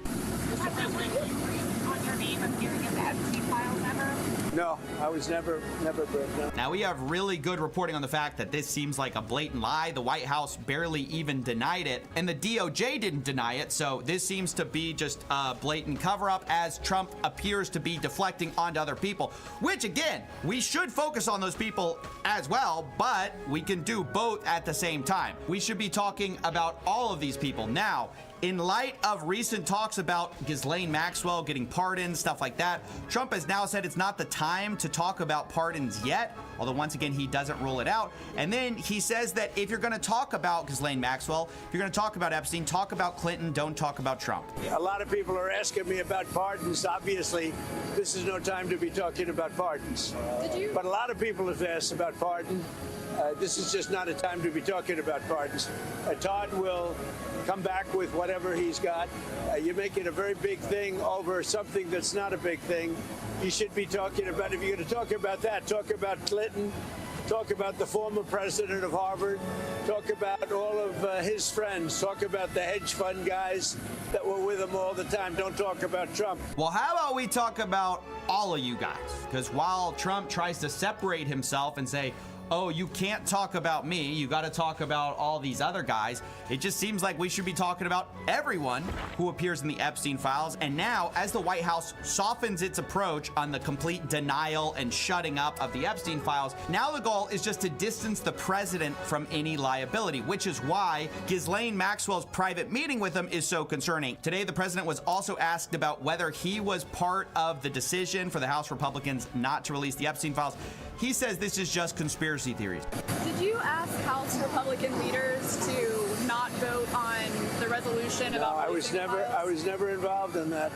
I'm focused on making deals. I'm not focused on conspiracy theories that you are. Once again, this is kind of a funny idea, being that this administration and the surrogates are part of the people who pushed this whole thing from the very beginning. So to call it a conspiracy theory now, to be making fun of people who are asking basic questions about that, is just bizarre and strange again. But I do think it's worth noting this radical shift in the approach of talking about the Epstein files. Remember, it was that it's a cover-up, then it was the list doesn't exist. Now they're saying the list does exist and they will produce it. So what names actually they're gonna produce? I think it's anyone's guess. I hope they produce all of them. I'm doubtful. I think there will be some omissions, but it's a credit to all the people who won't stop talking about this that at least there is a change in the approach, and it looks like they're gonna have to release some of the files.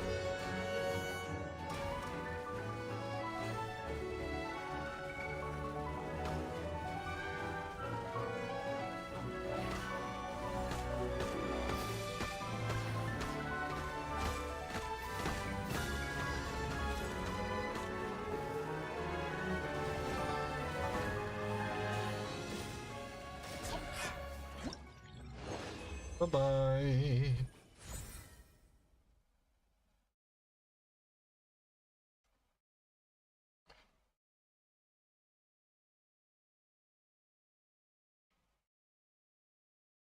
Это приложение ловит даже на парковке. Наверное, только ленивый не высказывал своего мнения по поводу отечественного файлообменника Макс. Я тебе куда казал ехать? Как-то совершенно случайно мне попалась на глаза статья, что Макс запустил программу по поиску уязвимостей с максимальным вознаграждением до 5 миллионов рублей. Следом у меня появилась денежная мотивация, но на самом деле это развязало мне руки, что за попытку взлома или реверса никто ничего не предъявит. Сразу хотелось бы оправдать кликбейтный заголовок, вот что я отрыл в ресурсах версии Max для андроида. Окей, допустим, это смайлик означает мужскую дружбу. Это уже, наверное, очень крепкая мужская дружба. Тут очень пузатый парень. А что тогда на этом? Как вот такое, Виталий Милонов, а? Упс. Подростки в Тольятти спели украинский гимн в Парке Победы. Правоохранители объявили о начале проверки и пообещали найти школьников. Извините. Россия священная наша держава. Россия любимая наша страна. Умеете, могете. Но вы не думайте, что все тут такое западное и непатриотическое. Смотрите, что я нашел. Потом я вам покажу, как реверсится Android приложение и что оттуда можно вытянуть. На самом деле все. Так что придержите свой патриотизм на попозже, а пока давайте глянем, что из себя представляет сайт Макса. Если кликнуть правой кнопкой мыши по странице и открыть «Посмотреть код», то справа появится панель разработчика. А переключив вкладку на Network и обновив страницу, мы можем лицезреть все запросы и ответы, бегающие от сервера к сайту. Давайте откроем WebSocket и глянем, какие же данные сайт отправляет первым запросом. Тут мы видим payload, в котором есть Device ID и User Agent. User Agent нас мало интересует, а вот Device ID — это так называемый отпечаток вашего браузера, примерно как отпечаток пальца. С открытой панелью разработчика можно перезагрузить страницу с дропом кэша, а также можно почистить куки и другие данные сайта, и этот Device ID останется тем же. Тут ничего криминального особо нет, многие так делают, я бы сказал, что даже все. Но с точки зрения инфраструктуры Max, им будет очень легко сопоставить человека, который пользуется их основными сервисами типа ВКонтакте, Одноклассники, Mail.ru, с человеком, который зарегистрирован зарегался в Максе на другой номер телефона и по другим именем, если он использовал один и тот же браузер, даже с применением VPN и других примочек. Хотя, справедливости ради, я проверил на ВК и Mail.ru, и там формат отпечатка другой. Но это ничего не значит и может быть изменено в будущем. Дальше окна регистрации я, естественно, не заходил, так что ничего интересного больше здесь не покажу. Давайте теперь глянем, кому принадлежит данный домен. Сперва узнаем IP сервера через вот этот сервис. Затем выцепим информацию по IP. В описании видим, что это Одноклассники сервис, а в адресе, что это компания ВК. Теперь глянем через другой сервис. Тут мы увидим номер налогоплательщика. По этому номеру на данном сайте мы уже можем найти главного. Этим главным оказалась Багудина Елена Геннадьевна, у которой на счету 12 активных должностей в качестве генерального директора с общей отрицательной прибылью в 18 миллиардов рублей. Не знаю как вам, а мне это напомнило персонаж из романа Ильфа и Петрова «Золотой теленок» под фамилией Фунт. Не знаю, она это или нет, но если это она, то ей уже больше 65 лет. Хотя в интернете поговорят, что ей все 70+. Ладно, не в этом суть. Смотрите. Единое видео. Открываем сайт и читаем. Команда Единое видео участвовала в заказной разработке единой платформы ВК Видео. Сейчас команда работает над созданием собственной видеоплатформы. Ну что, ждем убийцу Ютуба, попытку номер 3 или 4, кто там шарит за это. Вернемся назад и глянем, какие там технологии использует наш отечественный мессенджер. В этом нам поможет вот такой вот сайтик. Вставляем сюда ссылку, и он попытается разобраться, какие библиотеки и фреймворки были использованы. Viewport Meta. Мета признана экстремистской на территории РФ. На самом деле это не это, но суть в том, что все библиотеки являются естественно западными open source разработками, в которых возможно есть русские разработчики, но полистав ники контрибьюторов, я их не нашел, хотя они там точно должны быть. В действительности, когда говорят, что Max это полностью отечественный продукт, подразумевает, что мы взяли все детали из Запада или еще откуда-нибудь, собрали все воедино, покрасили, приклеили лейблочки, где-то что-то подукрали и выдали полностью с нуля собранную вещь. По факту же 99% всей кодовой базы, на чем держится данный продукт, это заслуга не России, а других разработчиков из так называемых недружественных стран. Я-то в этом проблемы никакой не вижу, и как по мне, так и должно быть. Если бы не существовало open source, мы бы застряли в годах этак 2000-х, если не позже. Но с точки зрения правительства это должна быть другая картина. По их логике это должен быть полностью независимый государственный мессенджер, который будет защищен от внешнего вмешательства. И теперь, оперируя этой логикой, давайте нафантазируем такую ситуацию. Вот я не дружественная страна, и у меня есть власть над ключевыми разработчиками. Что мне мешает заставить их внедрить бэкдор в данную библиотеку, чтобы она вытаскивала личные данные из Max? Это может быть даже очень маленькая библиотека, которая спрятана как матрешка и написана одним автором. Вот одна из показательных историй, когда из-за конфликта с разработчиком библиотеки было сломано очень большое количество живых проектов. На моей памяти еще была похожая ситуация с библиотекой, делающей логи разного цвета, где автор психанул и закинул очень странный апдейт, который валил сервера с ошибкой переполнения памяти. А учитывая, что любая библиотека имеет полный контроль над всей системой, куда она интегрирована, то слить данные — это просто дело техники. Мне сейчас справедливо могут предъявить, что это всего лишь сайтик, и там нет критических данных, неважно, какие там библиотеки используются. Главное, чтобы на сервере все было отечественное и патриотическое. Во-первых, сразу забегу наперед и скажу, что мессенджер Max на самом деле не тот, за кого себя выдает. Откроем никому неизвестный мессенджер Там-Там. Это творение команды разработчиков из Одноклассники. И глянем опять же WebSocket. И вот чудо, мы видим те же CMD, Payload, Seg, Ver, что и у Макса. И это совсем не совпадение. Эти поля не что-то стандартное, что использует WebSocket. Это чисто чья-то придумка. И по чистой случайности она такая же в Там-Там, как и в Max.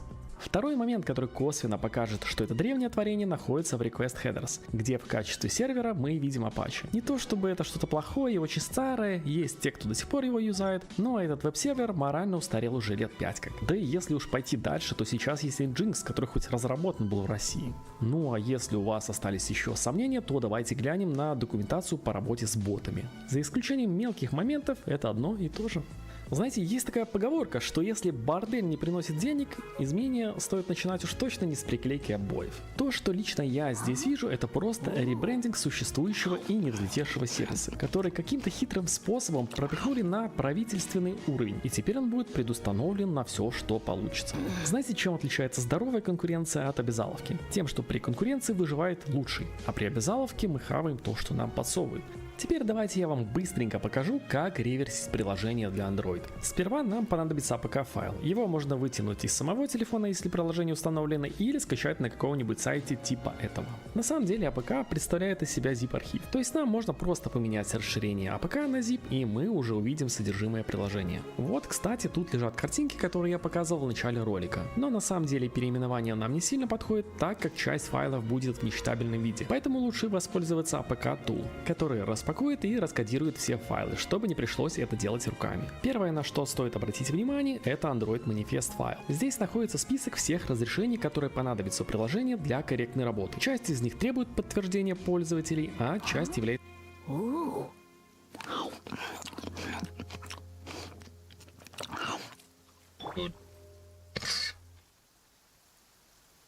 I talked about this yesterday. I had meetings with leadership, and this does not mean only him, with leadership, talking about my thoughts on how things were going and how it was not going to go well, and I was concerned. At that time, if it was known that things were going so poorly, someone could have made the call to cut the losses, to say, we need to cut a lot of staff right now. That's our big spend is staff salaries. We need to cut certain projects. These are big spends as well. Let's liquidate some things that we have, whatever. See what our money situation is. Pay money out to talent so that we're getting close to or not as much in debt. Maybe pay the charity first. Talk to us about it and go, look, we owe this money to you guys, but we also owe to charity. You know, here's what we want to do. We could have just talked about it. It still would have been bad. It would have been less bad. Anyway, I'm going to read my reply now. This is what I replied to the tweet. I said, Vishojo didn't just fail. Many staff and leadership failed Vishojo. I'm not going to name any specific people for the record. I don't want to point fingers at anyone right now, but I just want that to be known that this is not just one person. It's impossible for this to have been one person and no one else knew, right? I said, instead of using talent money on operating costs, the company should have shut down or at least informed us, but you instead use us as cash cows to keep things afloat while keeping us in the dark. Again, this was a conscious decision. You chose to keep the expensive sinking ship going and felt it was fine to keep paying out to staff you were friends with instead of putting talent first. You made it abundantly clear that you're okay with not prioritizing the debts owed to the talent who made this company what it is. Again, this was a conscious decision.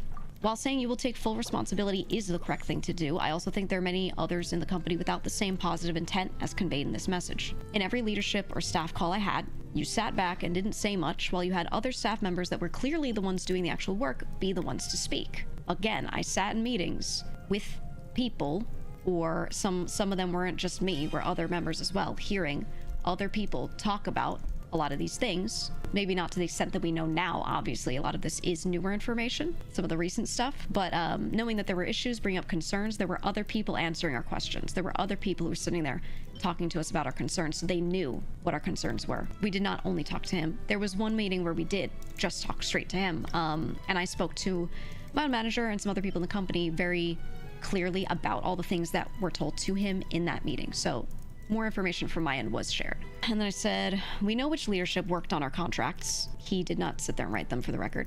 We know which leadership constantly sat in VC playing games with staff instead of working on time-sensitive tasks for events and debuts. This is something that I brought up multiple times. There were staff members that I couldn't get a hold of at times, or were supposed to be working on a thing and I knew it was taking time, and I mentioned something to someone else who was also NDA'd, and they said, oh, a couple of names have been in VCs playing nothing but certain games all day. And I said, can you show me proof? And they would check in throughout the day and send regular screenshots going, yep, still in VC, yep, still screen sharing this game. Do I think people should be allowed to play games? Sometimes, absolutely, but when people are waiting on some shit, come on. When you're getting paid as a full-time employee, we're owed money. Funds are getting paid for you to sit there and do that. I brought this up and said, this is happening. You have full-time employees doing this. And this is without me knowing that the company was so in debt. I was just bringing it up because I was like, yo, you got workers doing this. And one of my complaints at the time was just, I don't feel like I get this many full-time employees worth of support for all of us. And I'm noticing this as well. This is a problem. It was me pointing that out. This wasn't even about the money at the time, you know? And I was aware of this, and I made people aware of this many, many, many months ago. We know which staff consistently leaked information about talent. Yeah, several of us had our trust breached so many times. A lot of my projects were getting talked about.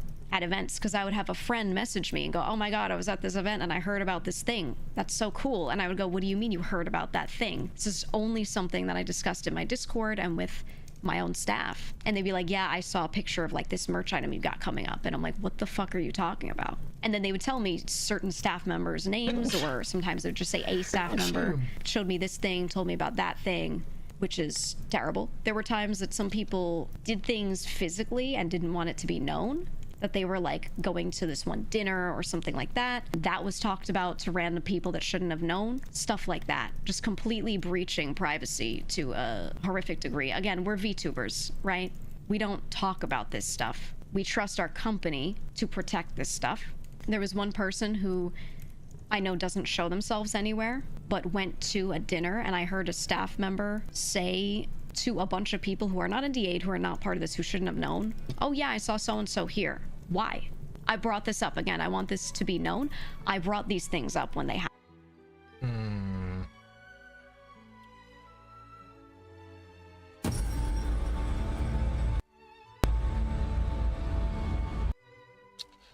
Oh, so fucking loud.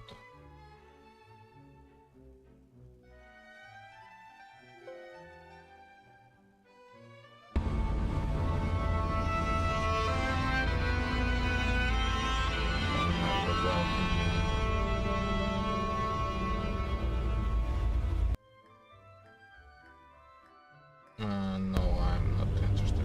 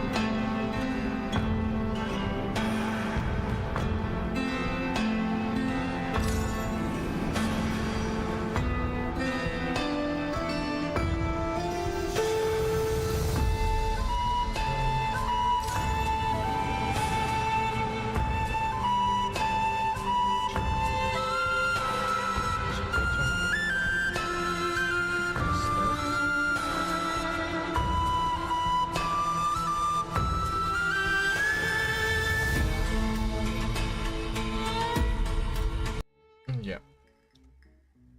Wait aloud even now.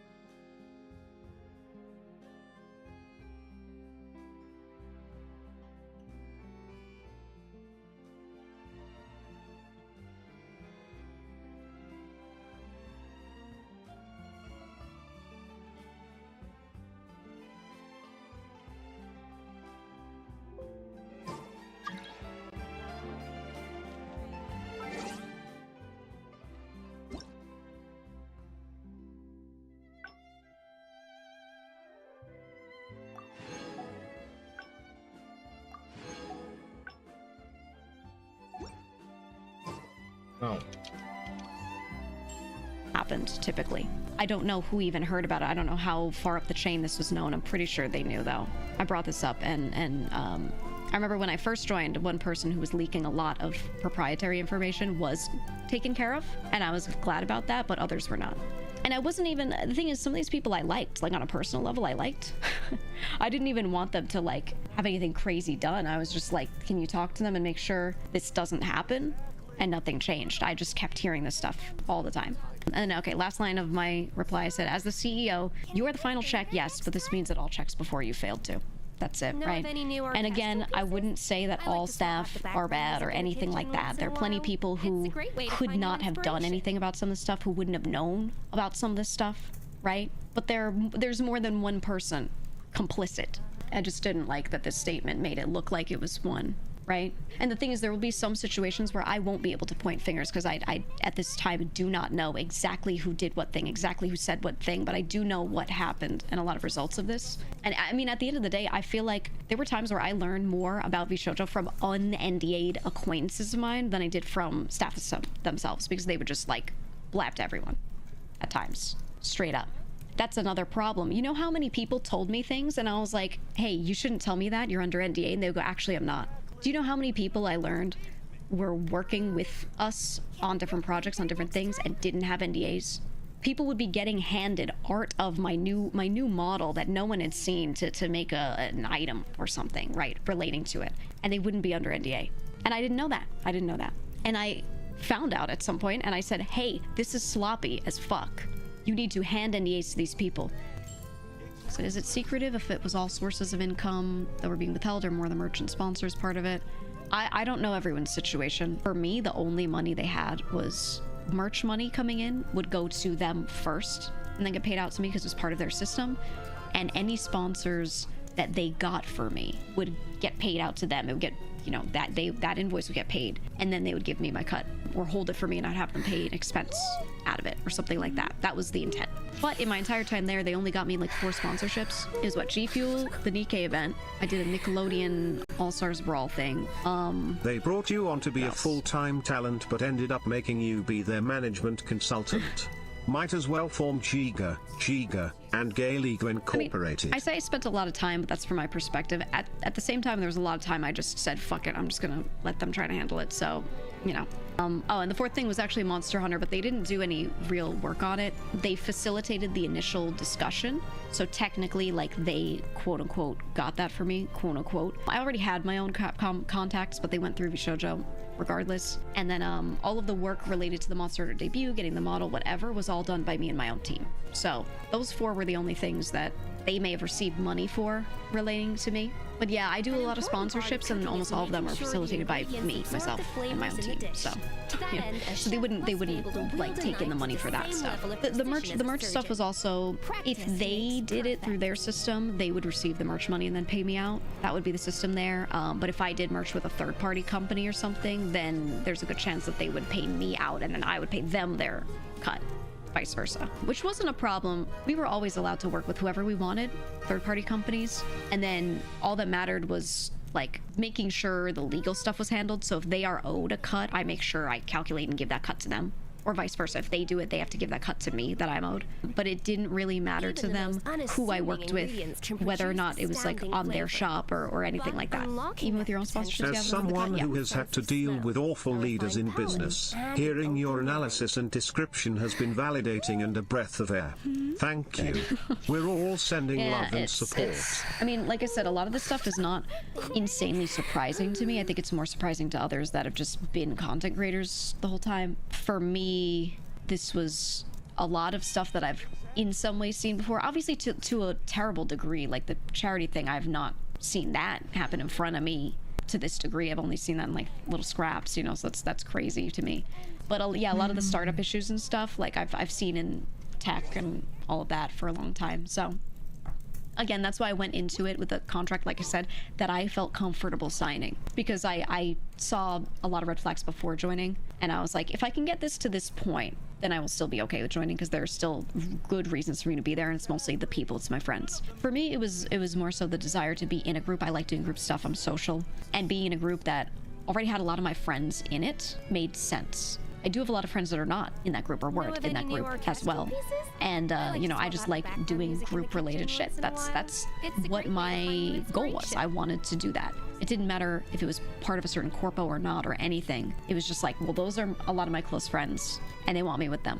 What can I do to make sure that I can be with them? That was really it for me. Everything else I could already do myself, or I already had myself, you know? So I wasn't concerned about that stuff, genuinely. Can we buy Oscars from Senpai Squad? I love Oscar. He's actually, he's reached out and said like, hey, anything I did with you guys, I did because I wanted to. So if you still want to do stuff, let me know. And I was like, absolutely, yes. Love Oscar. Yeah, Oscar the GOAT. He was not a VShojo employee. I know some people would see him carrying around the monitor. He had the whole setup and it would have like the pink background and things like that. But he was not like an employee or anything like that. He was just with Senpai Squad. He's the guy that owned the Henya car and he was very involved with that stuff and he just wanted to help us out. So we love Oscar. So that's something like we can keep Oscar, you know, we can keep him. Yeah. How close were you with the Nova Girls? Did you plan to collab with them now that you're indies? I was one of the ones that did try very hard, especially to make them feel included. I did like a YouTube video with them, had it translated, it's on my channel. I did recently collab with Nagi and Ama. We played Apex last week. So yeah, and I've been keeping in contact with them and I always intended to. So yeah, for sure.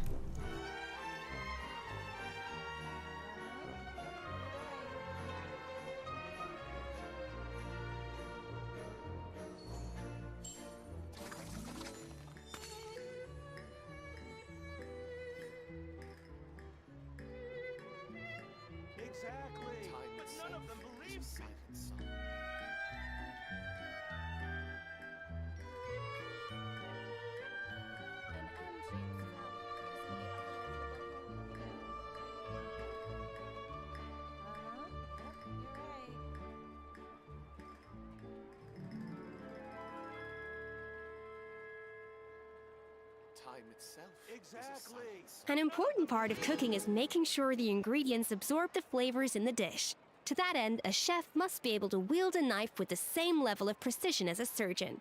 Practice makes perfect.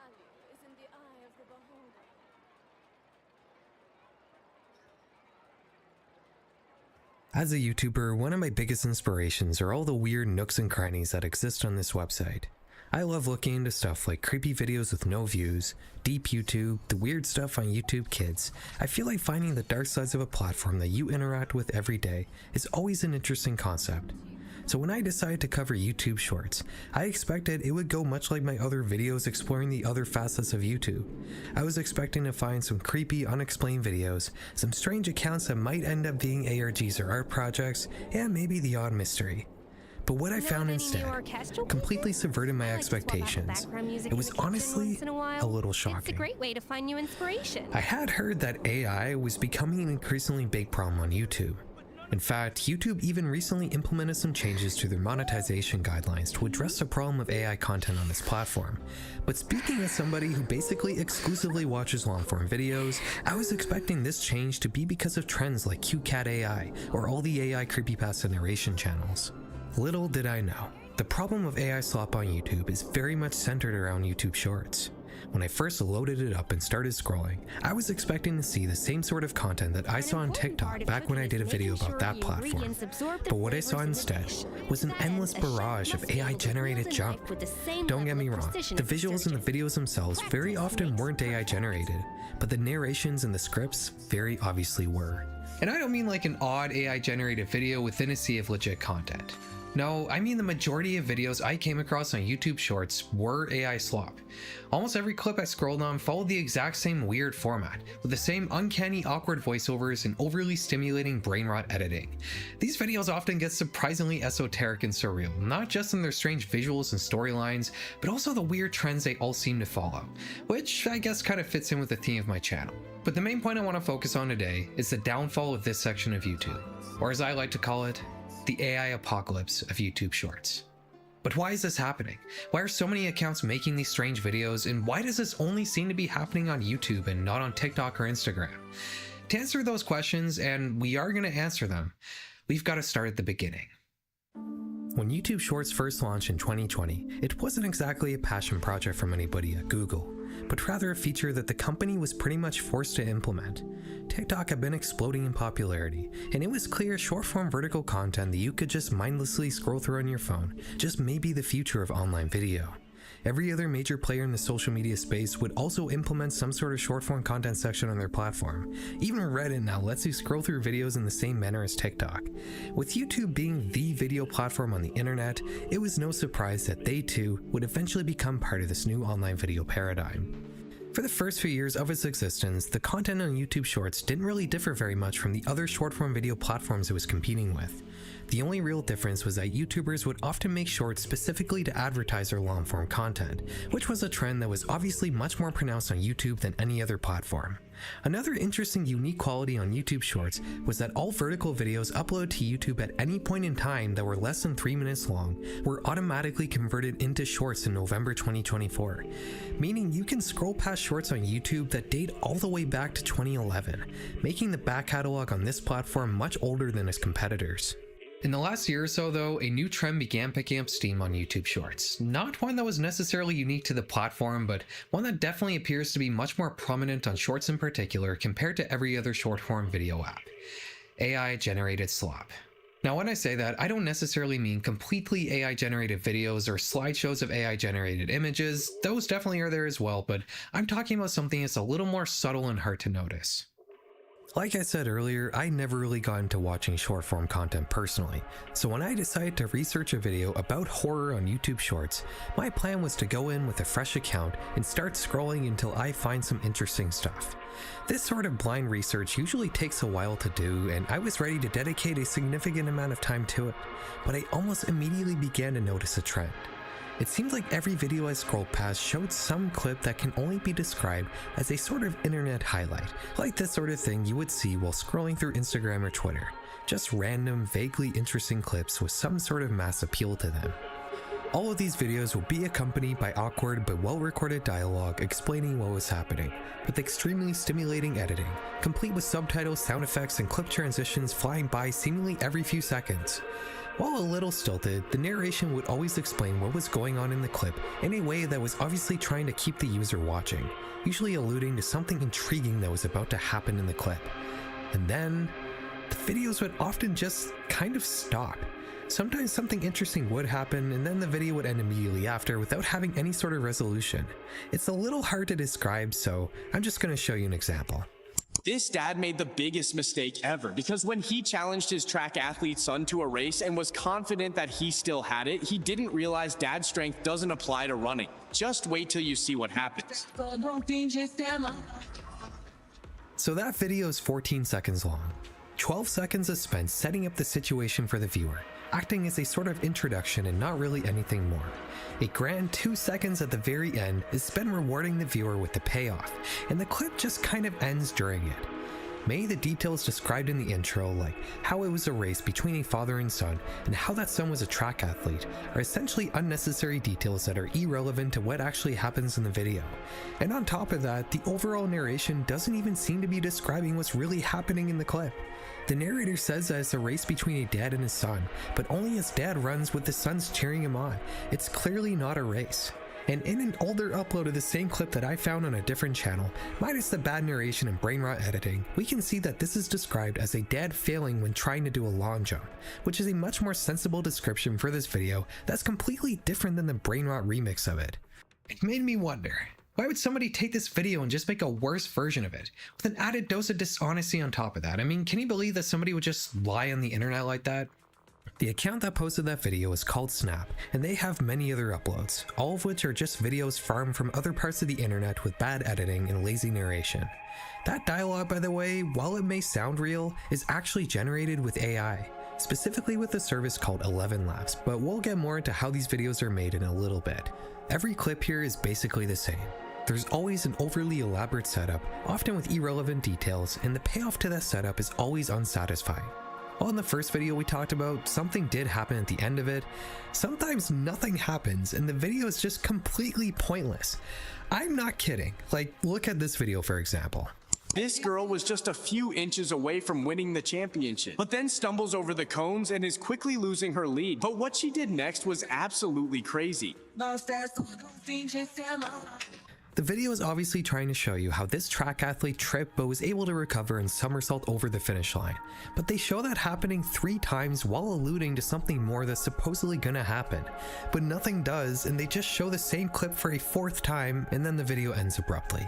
This sort of editing and writing style is engaging, but when you don't leave the viewer with a resolution for the scenario you use as a hook, they just leave the video feeling teased and dissatisfied, and that was the general feeling I had while using YouTube Shorts, because believe me, it wasn't just this account posting videos like this, not by a long shot. I was shocked by the sheer volume of AI narrated slop I found on Shorts. It seemed like every second video I came across was one of these unsatisfying clips, and I was able to make a list of 30 accounts that were posting stuff like this in only 10 minutes of scrolling, and no doubt I could increase the length of that list exponentially if I were to spend more time looking. While Snap mainly focused on videos of sports and other kinds of physical activities, the range of content you could find in these AI farming accounts is practically endless and reaches across just about every genre and niche you can think of. Of course, the most common theme though is that Mr. Beast genre of content. You know, videos that don't really have a specific style, just stuff that's purely crafted to succeed in the algorithm while literally taking nothing else into account. Like this video. When this guy decided to start tidying up his garage, he went totally overboard with the soap. Before long, the entire space was packed with thick foam. At one point, when he tried handing his friend a beer, he had to rely on memory just to find the fridge. But how did he even do that? This one is so unsatisfying that it even seems to cut off at the end. Like there was supposed to be more of the video, but it just ends in the middle of it. You'll also notice in this one that it says, "Don't click the sound" in the description. This is another trend you're going to notice in these videos. The descriptions often say that. I'm pretty sure the reasoning here is that when you do click the sound, it just redirects to another video. In the case of the soap clip, clicking the sound leads to the following video. When this girl showed up to the burger joint, she found out she could get one for free if she could beat the waitress in a simple game. All she had was a straw and a deep breath, but something felt off because the fish, let's just say she wasn't playing fair. And just like that, this girl walked out with a free burger. If this stuff is starting to appear a little surreal to you, don't worry, you're not alone. This video doesn't make any sense at all. For one thing, the arrow at the beginning is pointing to the wrong person, and the story of course devolves more and more into nonsense as it goes on for its brief 15-second run. Many of these shorts are just like this. The editing and the narration often don't match up to the original clip, but in an odd way, it almost makes them unintentionally entertaining just because of how weird they are.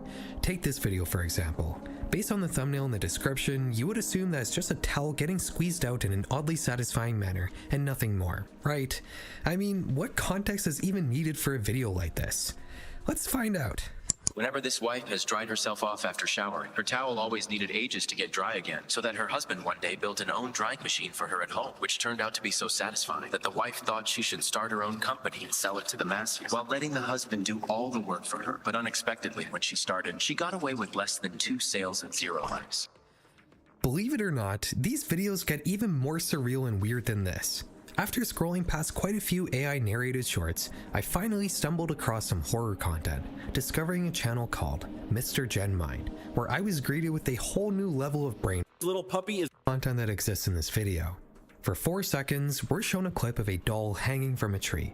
This is, in essence, the meat of the video. For the next 10 seconds, we're shown things that are irrelevant to that setup, like a cat commenting on what the narrator said in the intro, and a fluffy Pomeranian that has no relevance at all. After the call to subscribe to the channel, we're met with more video of the doll, and even more setup from the narrator. We've spent a good 20 seconds now building up the suspense as to what this scary doll might be. And in the final 2 seconds of the video, we're told it's just a Halloween decoration, which almost feels intentionally annoying at this point. The format of this video in particular is more bizarre than anything else we've talked about today, with animal commentators reacting to the videos with wacky voices. You might think that this is a characteristic feature of this channel in particular, but believe it or not, this is actually a trend that spans across multiple channels. A different account called Niche Makael also makes videos that are exactly the same as Mr. Gen Mind, except with even more brain rot, because yes, we can in fact inject even more brain rot into these shorts. Take a look. If you ever see this creature on the side of the road, don't get close, because So there's a problem with the title and thesis of this video. Master Gamgee, you are a bold one.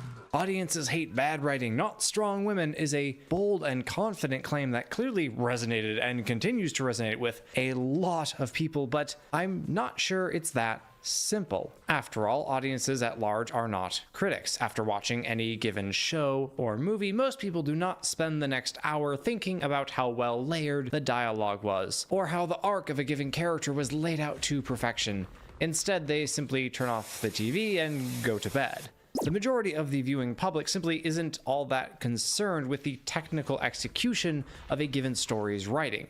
If they were, the most popular shows would be ones like Better Call Saul and The Wire, which are masterful creations that feature characters who feel fantastically ordinary and real, and who talk like real people. But complexity and nuance, while the acme of technically good writing, clearly do not by themselves invite an audience's love and admiration. On the flip side, that would suggest that writing full of contrivances and exposition, writing that treats the audience like semi-moronic halfwits instead of functioning adults, is not quite as despised as the title of this video might suggest. And that's because the purpose of writing, of the art it belongs to, is not to be technically sound.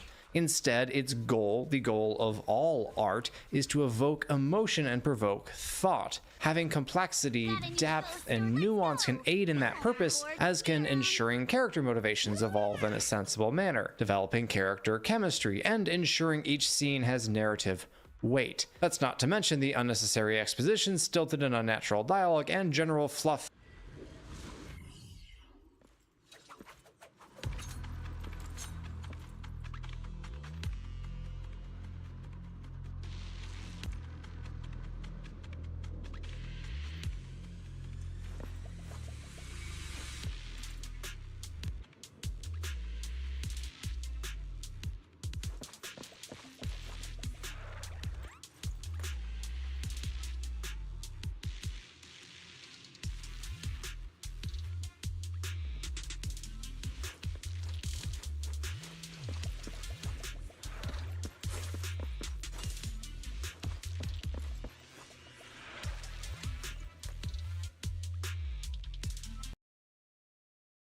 And filler which every writer should seek to avoid at all. Okay, I guess I'm gonna pause for now. It is annoying to me that getting more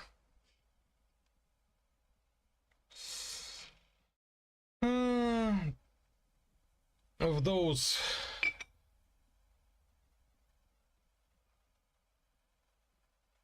skins would require me to actually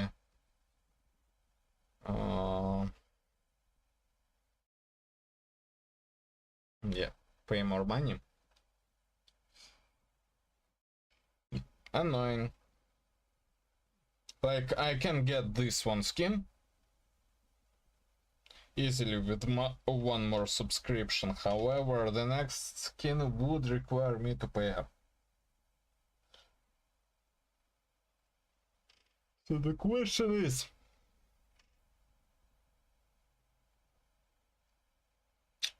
should I stop being goldfish and become a fucking dolphin just for that purpose? Or should I think carefully about which customs I need to buy? I should buy. Because currently I'm not using Astralio's second skin. And honestly, considering how it looks, I don't think I should have bought it.